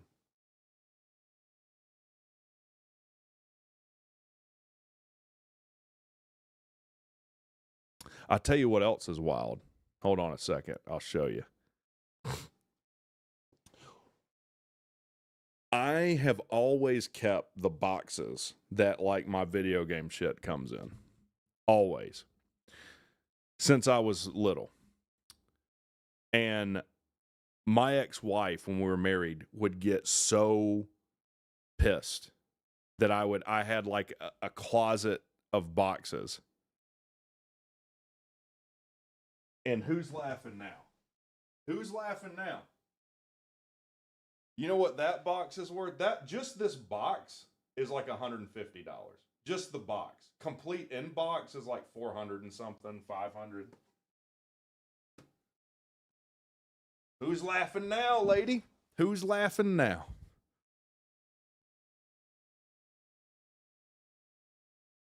All right. 1731. West Virginia staying alive. Ha, ha, ha, ha. Staying alive. Master Chief Collection, I've heard of it. Is it just on PC? I don't think so, no. I think you can get it on console. In fact, I'm fairly certain it was on Xbox One. My wife wants me to throw away my Master Chief helmet that I got with the Legendary Edition of Halo 3. Doesn't sound like she's going to be your wife much longer, does it? It's not going anywhere? Yeah. Bro, I want the 3DS so bad. That's the most expensive box I have. The most expensive game I have, if you can believe it, is probably this. Twilight Princess for the GameCube. It's probably over $100 now to have it complete in box. I think that's probably the most expensive game I have. I have the pricing chart I could look up. Like I Google Master Chief Collection and I find it. You need to, well, first of all, we'll just do it on the stream for you, man. Hold on a second.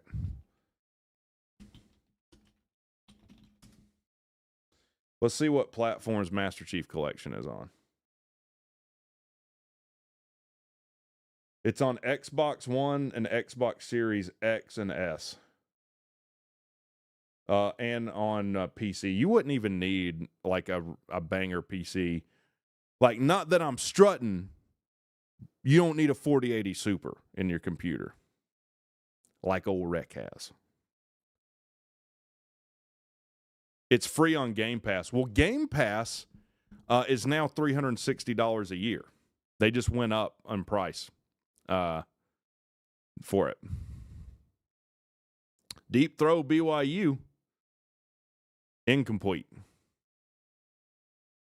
Yep, 360. Xbox is dead. Xbox is dead. There is no more console war. It's Sony, and then people that want to play Nintendo. Microsoft is out. Zelda Wind Waker on the GameCube.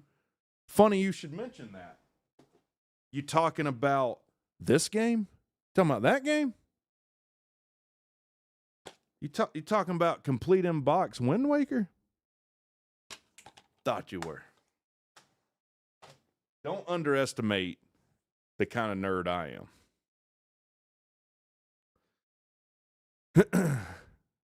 Screw money? Is that what you're saying?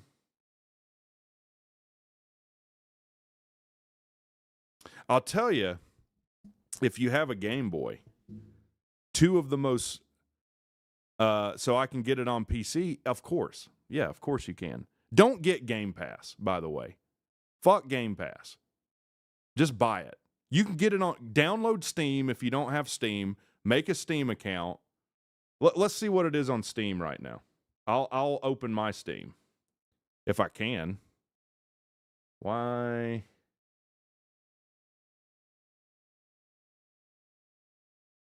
Well, hold, maybe I can look it up.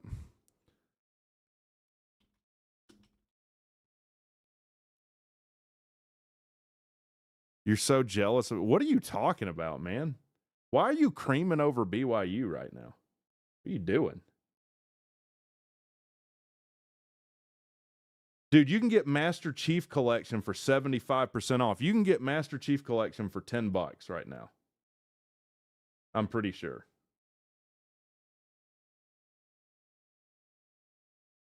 $10.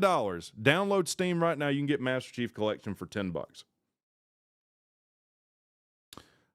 If my PC, I have a 3070 Ti, yeah, you're fine. If you have a 3070 Ti, well, you paid a pretty penny for that. That was in the height of the graphics card deal. I'm in my 40s and don't know what I'm doing. Well, you're in the right place. I'm about there too. Step 1, download Steam. Step 2, make a Steam account. Step 3, make a funny name like Dildo Swaggins. Step 4, add money. Well, you don't even have to add money. Step 4, put Master Chief Collection in your cart. Step 5, enter your card number in. Step 6, $10, download. Done. I paid $80 for a year of Game Pass Ultimate from one of my online key websites. It's a bit suspicious.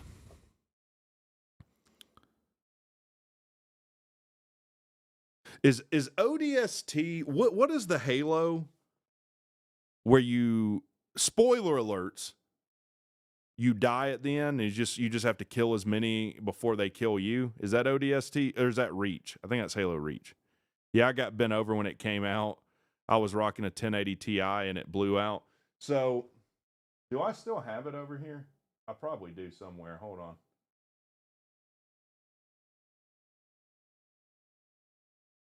Maybe I didn't bring it out.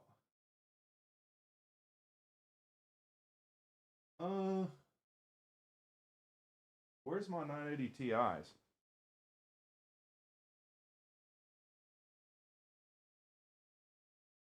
I usually have them on hand. My first graphics card was a 980 Ti. And that was a hell of a card. That was back when you could get the top tier graphics card for about $800. Now, I don't know, what's a 5090 cost? $2,000?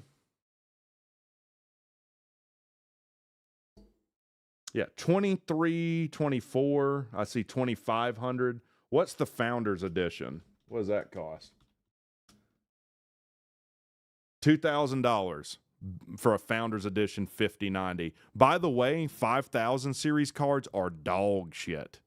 Dog shit. Don't even work to their full capabilities, was found out. I run DJ equipment on it with no problem. I don't really see how those are correlated. Lowest option at Micro Center is $2,000. Yeah.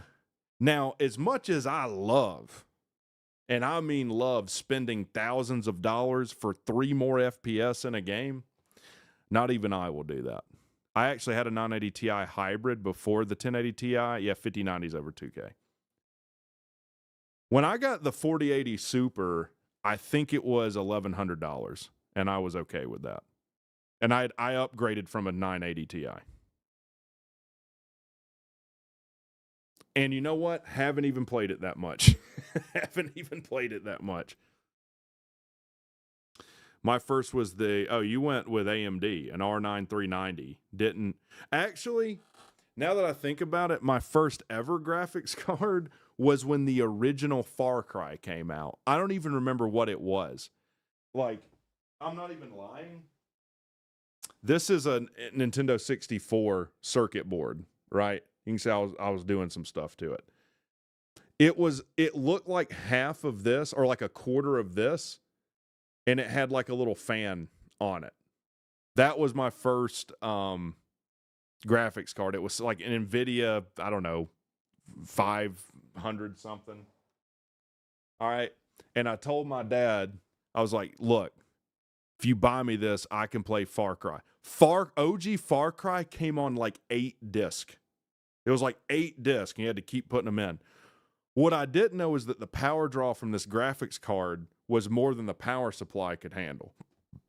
And so the computer just kept faulting and cutting off. And my dad got real mad at me for it. So we had to buy another power supply. So my $400 HP laptop can handle Steam and Halo or not. Do me a favor. Go to your search thing on your taskbar, down here on your computer somewhere. Type in system information. Copy that, paste it into an email, and email it to me at wrecktalk@gmail.com, and we'll figure it out. Let's look up what the minimum requirements for this game are.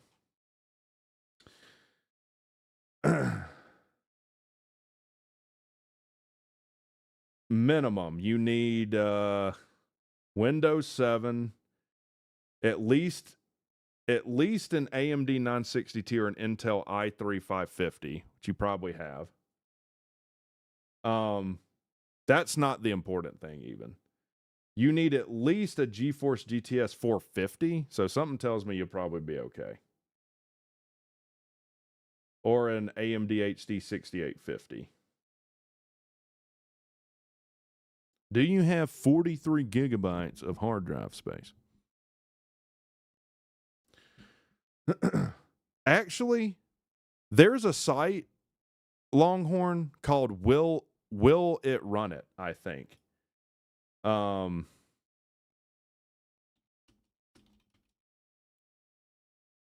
you run it? I think that's what it's called.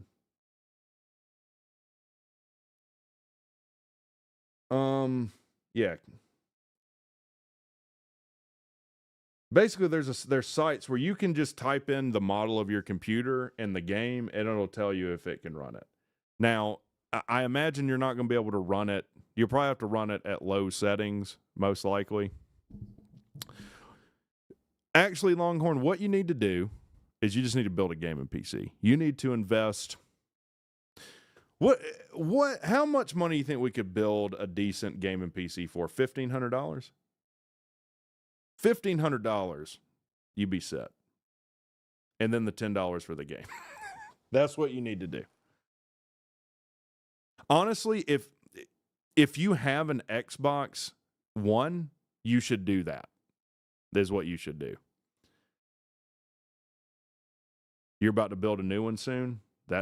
Building a new PC is exciting. Drew the Longhorn, if you have an Xbox One or an Xbox Series X, I would buy Master Chief Collection on that. That's what I would do if I was you. $400 laptop seems pretty sus to me to run a game. Let's build you a PC real quick. Let's see what the cheapest graphics card. What's a 4070 cost right now?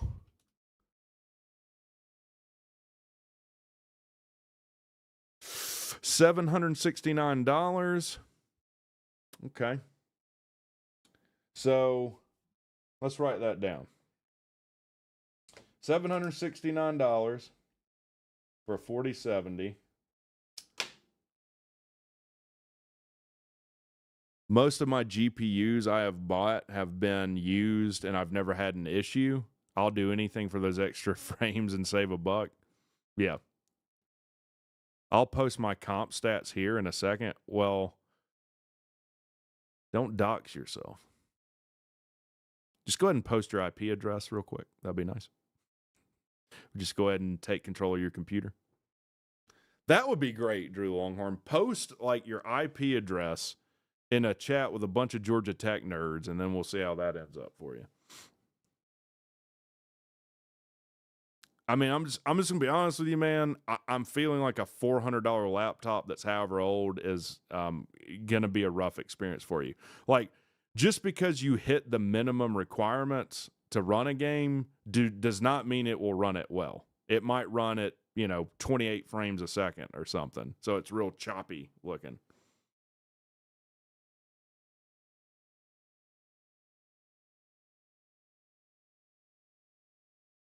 Am I crazy for thinking about going air-cooled this time?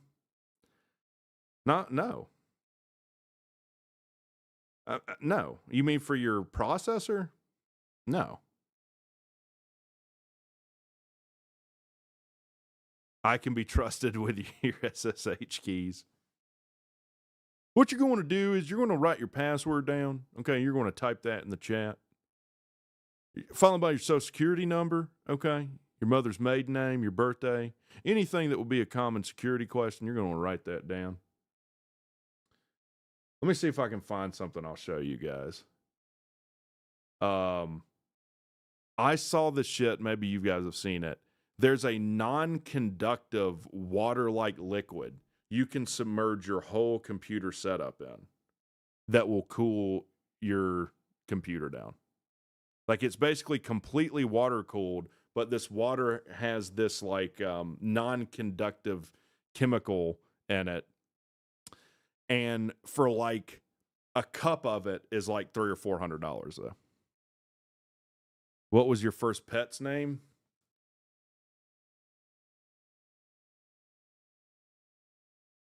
You might kill it running it that hard. Just let Rec have remote access.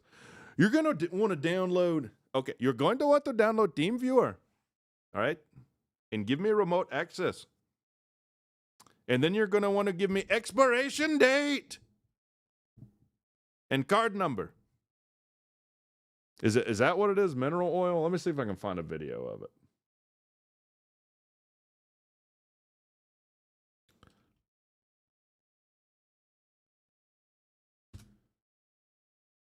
Yeah. Mineral oil gaming. That's it.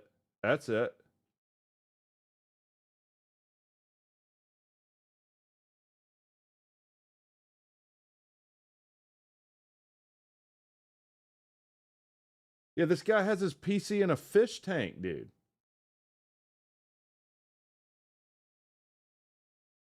That's wild. That's so dumb, though. That's so dumb. So you're going to spend how much is this mineral oil? How much does this stuff cost? I know it's several $100s.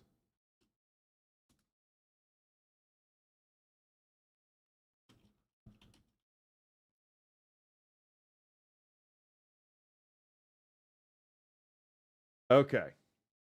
How much is this? So for 12 gallons, it's about $300. So it's not as expensive as I thought, but still, how often do I have to replace that? Like, how often do I have to shell out a few $100? Linus Text Tips was the first video I ever saw of it. Yeah. He kind of got exposed for being a fraud, though, didn't he? Trying to crank out videos every other day and giving false information and false benchmarks was not a good look. Also, he's Canadian, which is too close to being French, so screw him.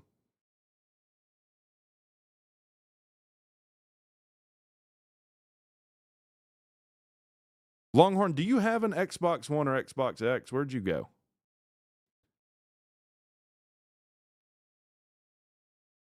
Where did you go? Will it run Far Cry, though? Will it run... No, Crysis. That was the game. That was the first system killer, was Crysis. Will it run Crysis?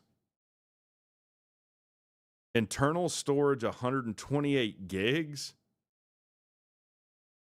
So you realize that like 40% of your hard drive space would be this game. This game is 48 gigs. If you really want to play this game, dude, you should just... I mean, how much does a damn Xbox One cost right now? It can't be $100.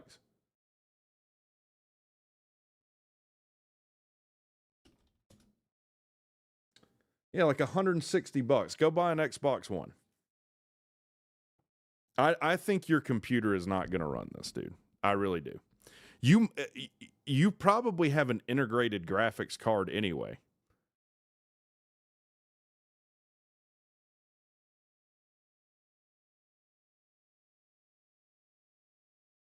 Your memory is 4 gigs? No, absolutely not. Yeah, it's not going to happen, man. How old is this thing? So you have 4 gigs of RAM. 4 gigs of RAM is nothing. Nothing. Yeah, you should just buy an Xbox One. You have 2 options. You can buy an Xbox One for, I don't know, $100 or $200, or you can get on this hamster wheel of PC gaming. You can get into this club for, probably $1,200 minimum, and then chase the next graphics card high, and then end up like me spending thousands of dollars on a computer so that you can benchmark it, upload it to some website where other people benchmark their machine and get in a dick measuring contest with them. Yeah, Drew, I think you is it a Chromebook, man? Yeah, 4 gigs of RAM. Can you even buy a stick of RAM that's 4 gigs anymore? I don't know that you can. I mean, most sticks are going to be 8. Yeah, he's right. Like my iPhone is more capable of running that game than your laptop is. I just want to play Halo. That's all I'm good at. Yeah, dude, just go buy an Xbox One. That's all you got to do. That's all you got to do.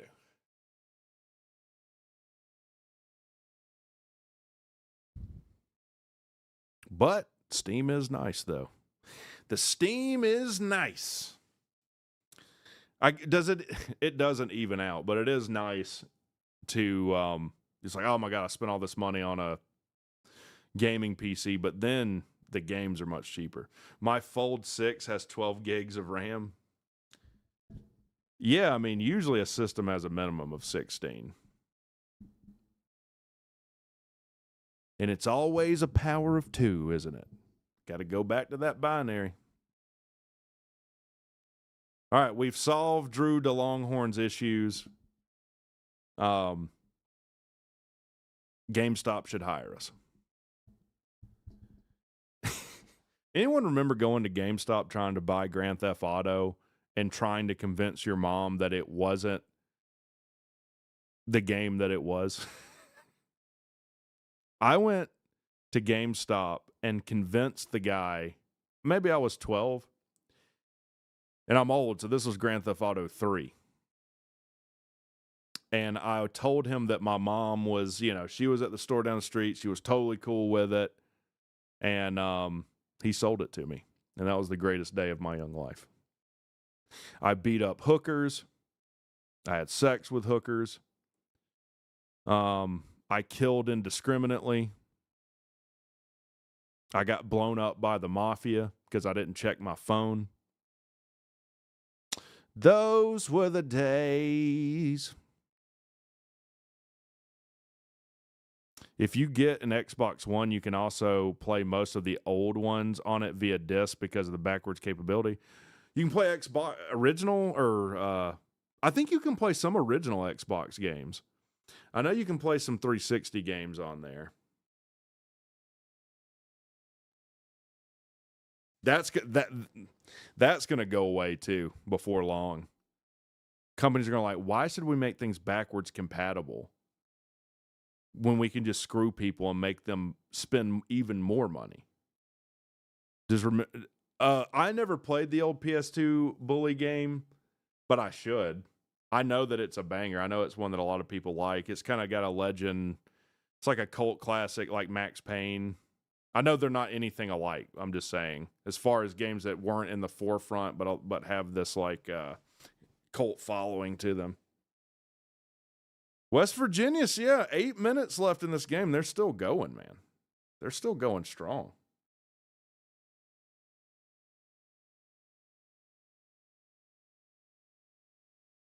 Run up the middle. Certain original Xbox games. I remember also, I was, I don't remember how old I was when Halo came out, but that changed my life.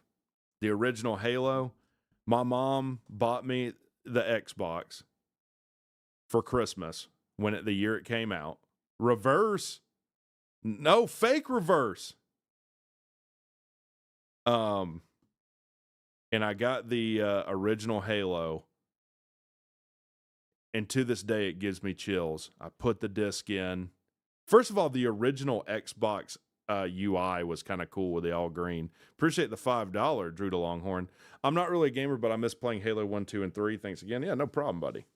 No problem. But I put that disc in, and I heard, oh, and you just see this ring. And you start the first mission on the Pillar of Autumn. You meet Cortana. You get off there. Everyone dies on your little escape pod. You go and save the mustached man, the sergeant. You get on the Warthog and you're like, oh my God, dude. This is games will never get better than this. This is the peak. How can it look better than this? We thought the same thing when we played Ocarina of Time. How can it possibly be better than this? It makes me think of The Office when Andy says, I wish you could recognize and enjoy the good old days while you were still in them. Those were the good old days, man. And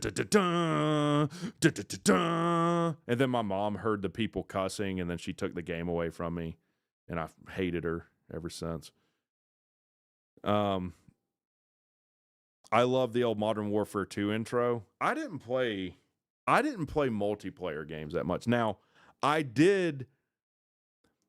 Maybe the second most impactful moment in my gaming career was Black Ops. Not Black Ops 2, the original Black Ops.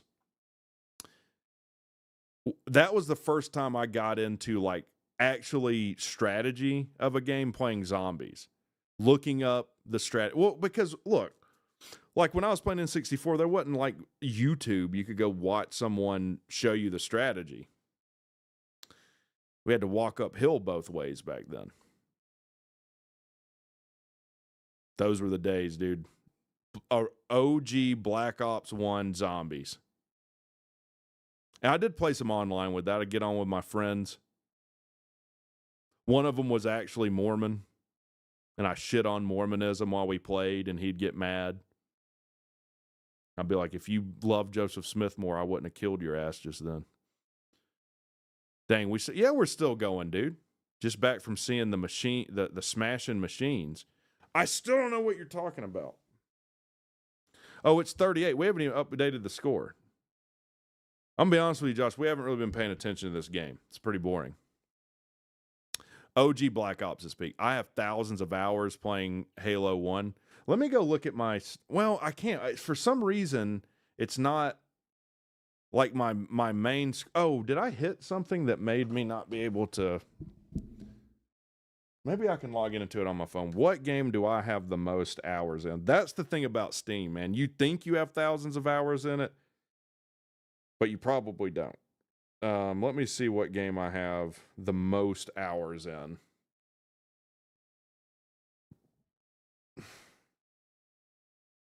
Library. Playtime.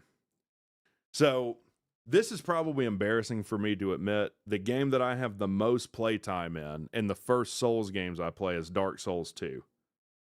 I have 1,388 hours in Dark Souls, Scholar Edition.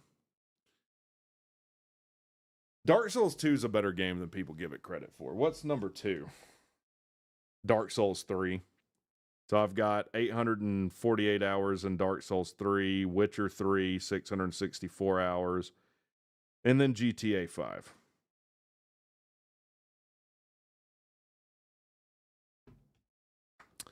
Yours has got to be Skyrim. Yeah, Skyrim's like Doritos. You can't eat just one. I probably don't have thousands, hyperbole, but you know what I mean. No, I do. But you might. You might. Took me too damn long to find this, but if you want to see crazy budget builds, okay. RTX graphics card in a 15-year-old Alienware PC. So if you guys don't know, Alienware is made by Dell, and it's dog shit. Alienware computers are absolute dog shit. Cheapest low-profile graphics card. All right, what card is it? Oh my God, that looks like my first card. That looks like my first ever graphics card. What card is that?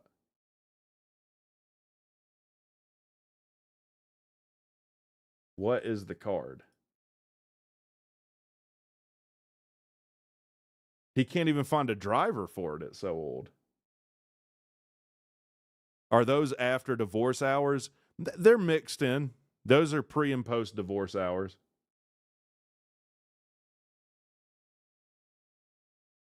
I think this is my very first graphics card. I'm not even lying. What is this?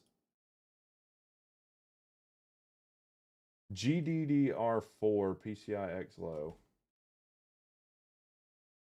Zotac GT 430 1 gig. I do remember my first graphic card was 512 megs.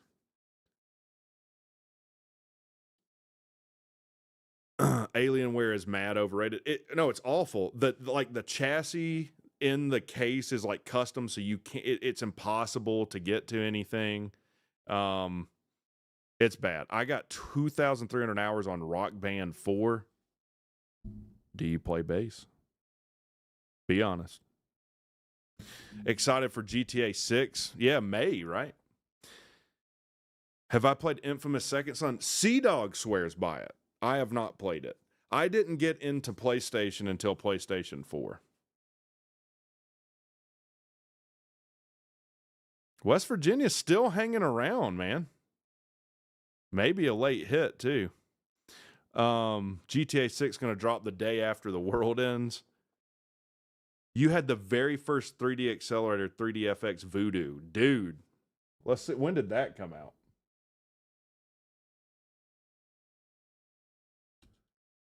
I mean, that's like around the Quake era, isn't it? Quake and Doom.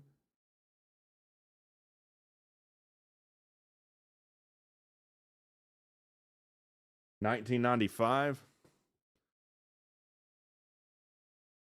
I've beaten Mass Effect 1, 2, and 3. Dude, Mass Effect 2 is in my top 5. Easily in my top 5 games of all time. I can go ahead and name. I can tell you my top 5. Number 1 is Bloodborne. And it's not even close. Bloodborne is the greatest game ever made. Ever made. Well, I say it's not even close. Sekiro is close. If you haven't played Sekiro, Also, Souls-likes made by From Software. Number 2, Horizon Zero Dawn. Horizon Zero Dawn, one of the greatest games ever made. Forbidden West was a disappointment a little bit, but Horizon Zero Dawn, to get me to love a game, because look, we play games because we're imagining ourselves being the main character, right? So just as a guy, it's difficult for me to get into a game with a female lead because I'm not female. Horizon Zero Dawn, female lead, redhead, second favorite game of all time. What would number 3 be? Let me look through my play hours here. Well, Sekiro is the bane of your existence because you try and play it like Dark Souls, probably. In the same way that Bloodborne is the bane of people's existence because they try and play it like Dark Souls. If you play Bloodborne, if you haven't played Bloodborne, play that and then try playing Sekiro. Arma is GOAT. I know ball.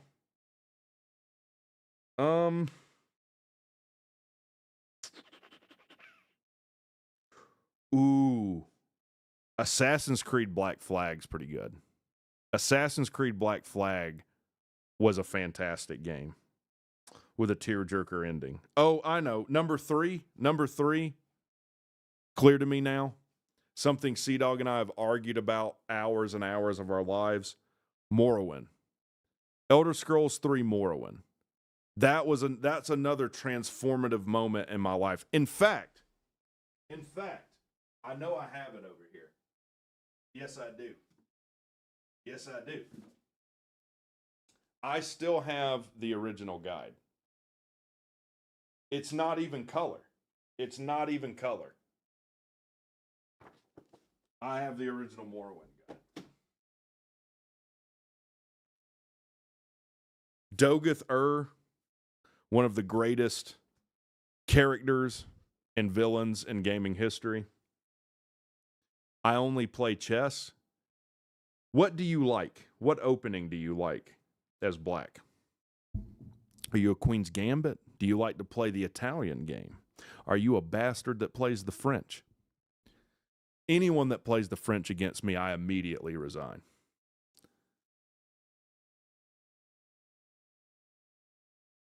Morrowind number 3. What do we put at number 4? Oh, I'm not even thinking about some retro games. I'll tell you what number 4 is. Number 4, let me see if I can find it. I bet I can find it. I can. Number 4, Majora's Mask. I love Ocarina of Time, but it's not even the best Zelda game on the N64. Majora's Mask, cracked, number 4. Let's look around and see what else I think.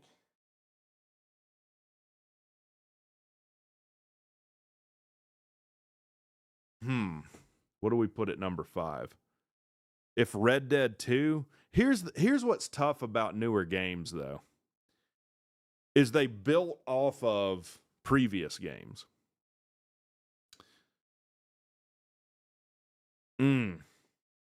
Yeah, Red Dead's on there. We'll put Red Dead Redemption 2 at 4. Because do you guys remember before Red Dead Redemption 2 came out? And we're like, John Marston isn't the lead? This game's going to be dog shit. Who's Arthur Morgan? Why would anyone care about Arthur Morgan? And then you take the last ride and you're like, damn it. This game got to me, man. I love you, Arthur. It was peak. Micah, great villain. Mike is a great heel. Dutch is a bastard. So, all right. You got tuberculosis, man. That's really why I'm growing the mustache out. I want to be like Arthur. Captain Jack's top 5 in no particular order. Skate 3, Halo Reach. Halo Reach, I played in the Master Chief Collection, and that one got me. That because you It's hard to get me attached to characters in an FPS game, but that one did it. Lego Star Wars Saga, Ocarina of Time, and OG Fortnite. That you put OG Fortnite on a top 5 list, we're going to pretend that I didn't read that aloud for everybody. Hey, do you like paying money for a bunch of bullshit no one cares about? Yep. I need NCAA 26, want to beat you down again. You watch your mouth. I haven't gamed in so long, I've been waiting for GTA 6 to get back. Fuck Micah and Dutch. He's gonna betray you. Don't you see it, Dutch? I don't know what's coming to this world anymore. What are some famous Arthur Morgan lines?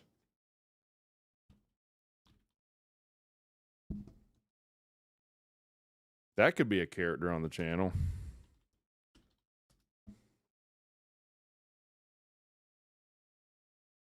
Be loyal to what matters. Lenny! Hey, Lenny. Oh, man. Poor Lenny got his head blown off, though, didn't he? You got to be loyal to what matters to you. I kind of naturally have an Arthur Morgan voice, so that could work. You don't get to live a bad life and have good things happen to you. Fuck you, Octavian. At least my team don't lose as bad as I do in the game. Did West Virginia just score? I'm not even paying attention to it. Save Arthur or Tech Natty 3-peat. I can't believe you put me in this position. I'm probably saving Arthur, man. I love the hell out of Arthur. Just go. Just go.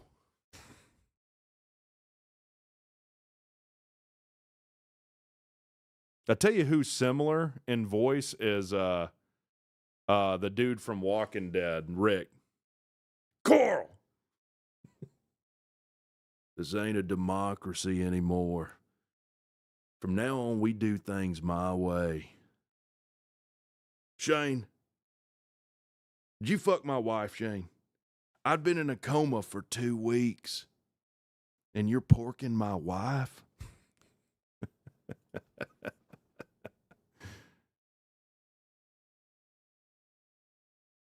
Oh, yeah, I forgot to say that. Get out of here and be a goddamn man. Give me them bragging rights. Screw Arthur. I am a Fallout fan. This is something else I've had to educate Sea-Dog on. There's one correct answer for peak Fallout, and it's Fallout New Vegas. Sea-Dog doesn't think Fallout New Vegas is good, and that's how you know how we talk about ball knowers? He's just an idiot for saying Fallout New Vegas is dog shit. Fallout New Vegas could easily be in top 5 games of all time. It's that good. That's why those lists are so hard. Fallout New Vegas is peak. Fallout 4, like, there's mechanically fun things about it, but it has nothing to do with the game. Like settlement building and stuff like that. The story of Fallout 4 is stupid as shit, though. You're in this hurry to find your son. Hey, you want to help us save another settlement? Well, I don't know if my kid's alive or dead. Sure, let me go harvest tomatoes for this new settlement. It makes 0 sense. Your son is also your father in some weird sense. The Minutemen are annoying. The Institute solution to saving humanity is to isolate themselves and fuck with everybody for no reason. It's a stupid story. Destiny was the game I played in high school with Fallout 4. I was too old and set in my ways by the time Destiny came along. I was working at Best Buy, I think, when Destiny came out, and I was just like, so we just keep killing the same boss over and over and hope we get something good? What did Fallout... Dude, you must admit the story of Fallout 4 is nonsensical. It's nonsense. It's a bad story.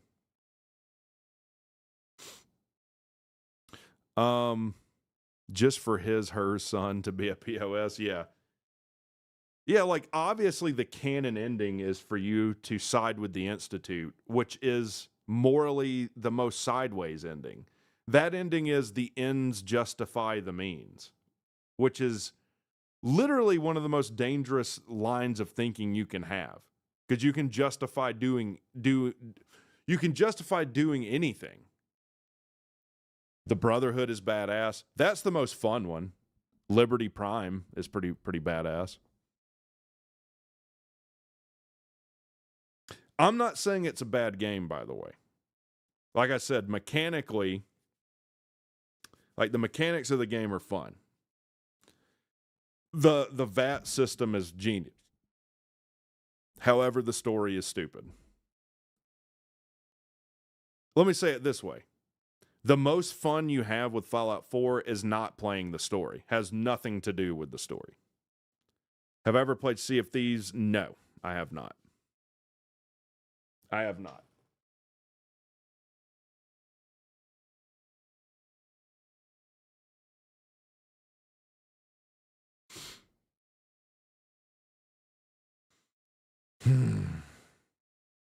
I was going to make a suggestion for you guys. I will do so now. 2 of the most underrated games of all time. Oracle of Seasons.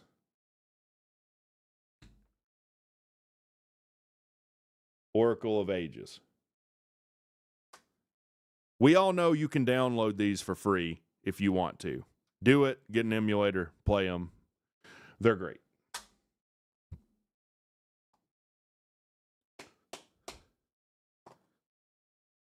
What else could go in the top 5? A lot of people would probably say Witcher 3, but I would disagree. Do you know the most fun I had playing Witcher 3? Was playing Gwent.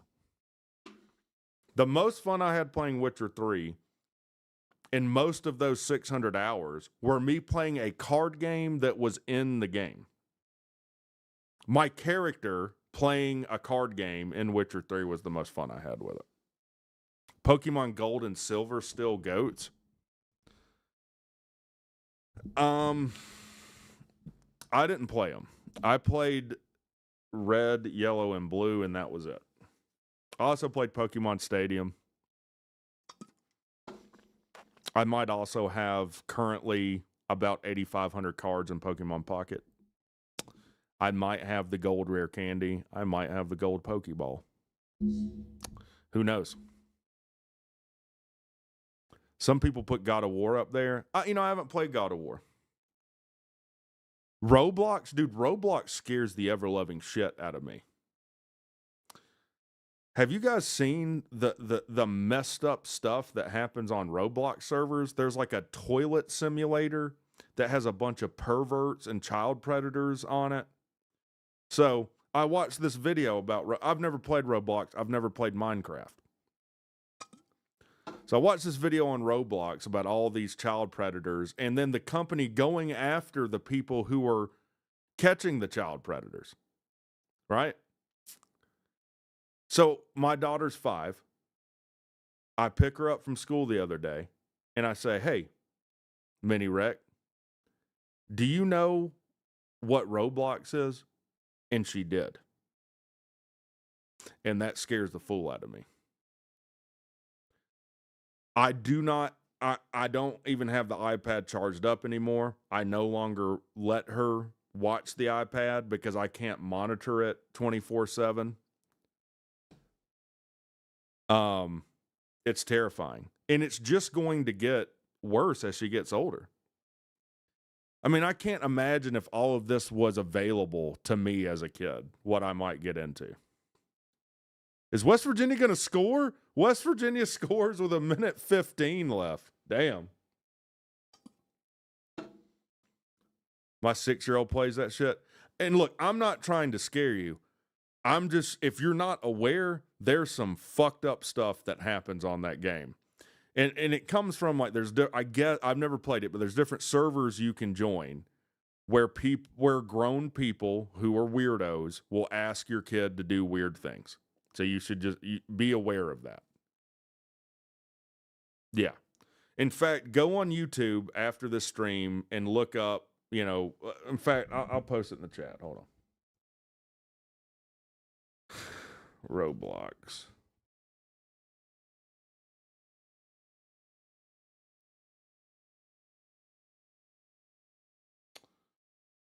I'm just gonna leave this. I'm just gonna leave this in the chat for you. Minecraft was originally built to teach people how to code. People have built like computers in that game.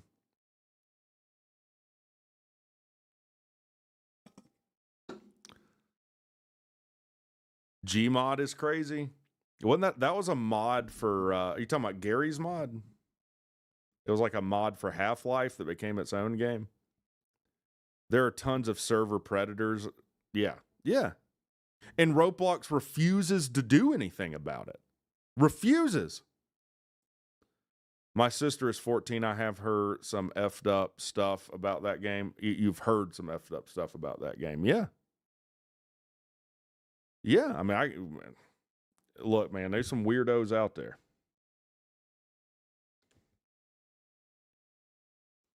So 1:14, West Virginia scores to make it 24-38. Onside kick recovered by BYU.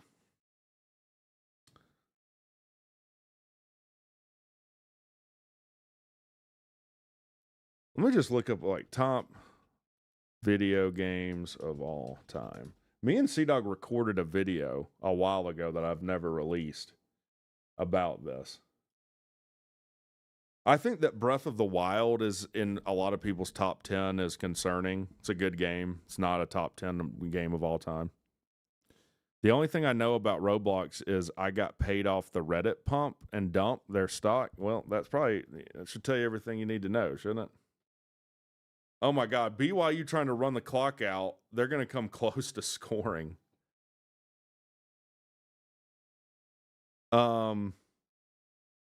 Resident Evil 4, I actually just bought. Where is it? Where is RE4? Here it is. I bought the original. I know they remade it, but I actually started playing this the other day on GameCube. So I can't speak to that. Chrono Trigger. I don't know if it's top 5. Chrono Trigger and Final Fantasy 3 could be both top 10 games. In fact, I think I have Final Fantasy 3 somewhere.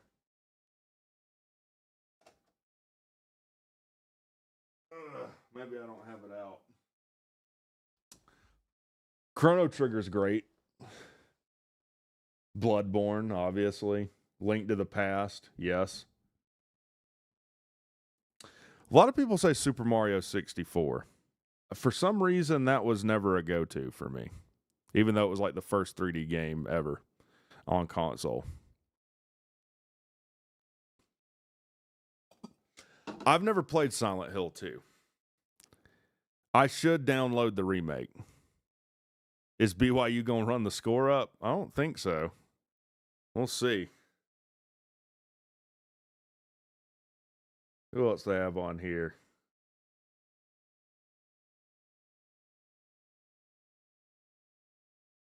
Borderlands 2? That'll end the game. Well, there's your final. Damn, it's almost 2 in the morning. It is almost 2 in the morning. Wii Sports went hard. Wii Sports went really hard. What's well written? Mario 64 ain't that great. I know a lot of people like it. It didn't slap for me. What story is great? Silent Hill 2? That's the introduction of Pyramid Head, right? I do know some about that story, and what I do know is incredibly messed up. I don't have kids, though, but these days, that's got to be scary. Yeah. Yeah, all you got to do is watch To Catch a Predator to be terrified. Just because I said it in real life don't mean I'm going to do it. But you showed up. What are you talking about? You weren't going to do anything. You're here. One guy showed up naked.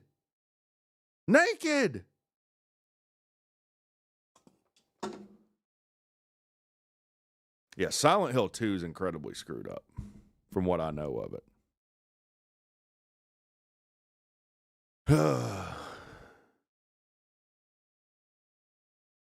I have yet to finish Elden Ring, by the way. I do not have enough time. Ooh, I tell you one we haven't mentioned that is really, really good. Hades. Hades is a fantastic game. The OG Star Wars Battlefront 2 is great. Yeah, they tried to remake that and completely screwed the pooch with it. What do you mean, wait, what? Hades, dude. It's a roguelike game where you're the son of Hades and you're trying to escape hell. So you have to go through these like procedurally generated rooms and kill people. And like there's 4 bosses. And then at the end, you have to kill Hades. And then you just keep doing it. How is Hollow Knight? Oh, The Last of Us. Yes. The Last of Us, the first one, could be top 5. I wouldn't put it in the top 5 because the reason we love The Last of Us is the story. The gameplay, not so much. I mean, it's good, but is it top 5 good? Last of Us 2's dog shit. Last of Us 2 completely shit on everything The Last of Us did. The Last of Us 1 had a perfect ending. Perfect. It was perfect in every way. You know, was it Ellie? You know that she knows what he did. And none of it is vocalized. Then you start Last of Us 2, and you brutally kill Joel for no reason. For no reason. And then you try and get the player to sympathize with the person that killed him. I'm good. Ellie gets nothing that she wants ever. She just gets shit on. Yeah, the Arkham series is good. I played the first one. I haven't played the other 2. Last of Us was perfect. 2, complete shit on everything. Yeah. 2 never needed to be made. No one was asking for Last of Us 2. No one wanted Last of Us 2. It was awful. And then Sony's like, y'all like that? Bitches, you like buying these games? Give us more money. Let's remake them 3 or 4 different times. No, they did it more than that. There was Last of Us. They remade it for PS4. I think they came out with a PS5 version. Then they had Last of Us Part 1. Then there was Last of Us 2. Last of Us Part 2 remake. That's what people say, Flarkus. I don't know. I can't confirm.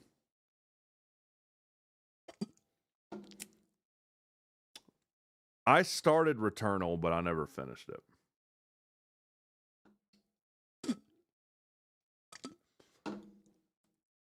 Yeah, Last of Us wasn't the first game that I cried playing, but it was the one that surprised me into crying the most. Like a lot of games, like, for instance, The Walking Dead with Lee. That one got me, but it had built up to you kind of knew that was coming. Last of Us, you don't see that coming unless you know what's going to happen. You don't like it just wham immediately. You're like, if you have kids, it hits even harder. Trying to think the game that emotionally got me the most. Probably wasn't Last of Us. Hell, it might have been Red Dead 2. Red Dead 2 got me. Arthur Morgan was the man. I like movies. It's all about getting a check. It's like movie. It's all about getting a check. Yeah.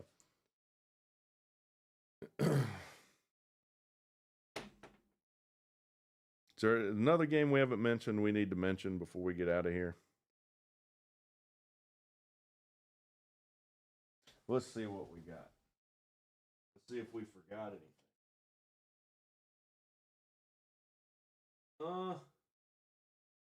I mean, we mentioned Black Flag. It's getting late. But Assassin's Creed 2 was pretty cracked in the day as well. Assassin's Creed 2 was great. Unpopular opinion, but with all the DLC, Black Ops 3 has the best zombies. I haven't played it. I can't speak to it. Red Dead got me the most. Haven't cried playing a game, but I came very close there. You can admit it. You can admit you cried when John thought that he beat the law just to be gunned down. You can admit it. It hits even harder after you play Red Dead 2, too. Rocket League's good. Yeah, Rocket League's good.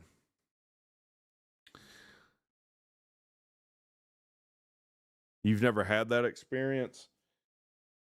What would be the best game for you to have that experience in? I mean, Last of Us would be if you don't cry playing Last of Us, then I have to question your humanity on some level. Except you'd have to have a PC or a PS4 at a minimum, or a PS5. You know what? Screw buying an Xbox One. Buy a PS5. I have not played Final Fantasy VII Remake. I have never finished any of the Final Fantasy games. Be honest with you. But anyways, it's 2:05. We're going to get out of here. I don't know. I'm going to try and stream a game tomorrow. What game should I...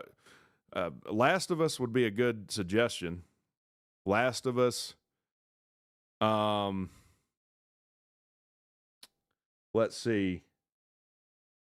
Oh, one that no one's mentioned, and for one reason, and you'd have to play it in a very specific way.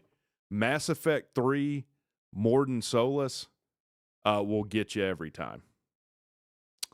Mass Effect 3, Morden Solus riding up the elevator will get you. It got me.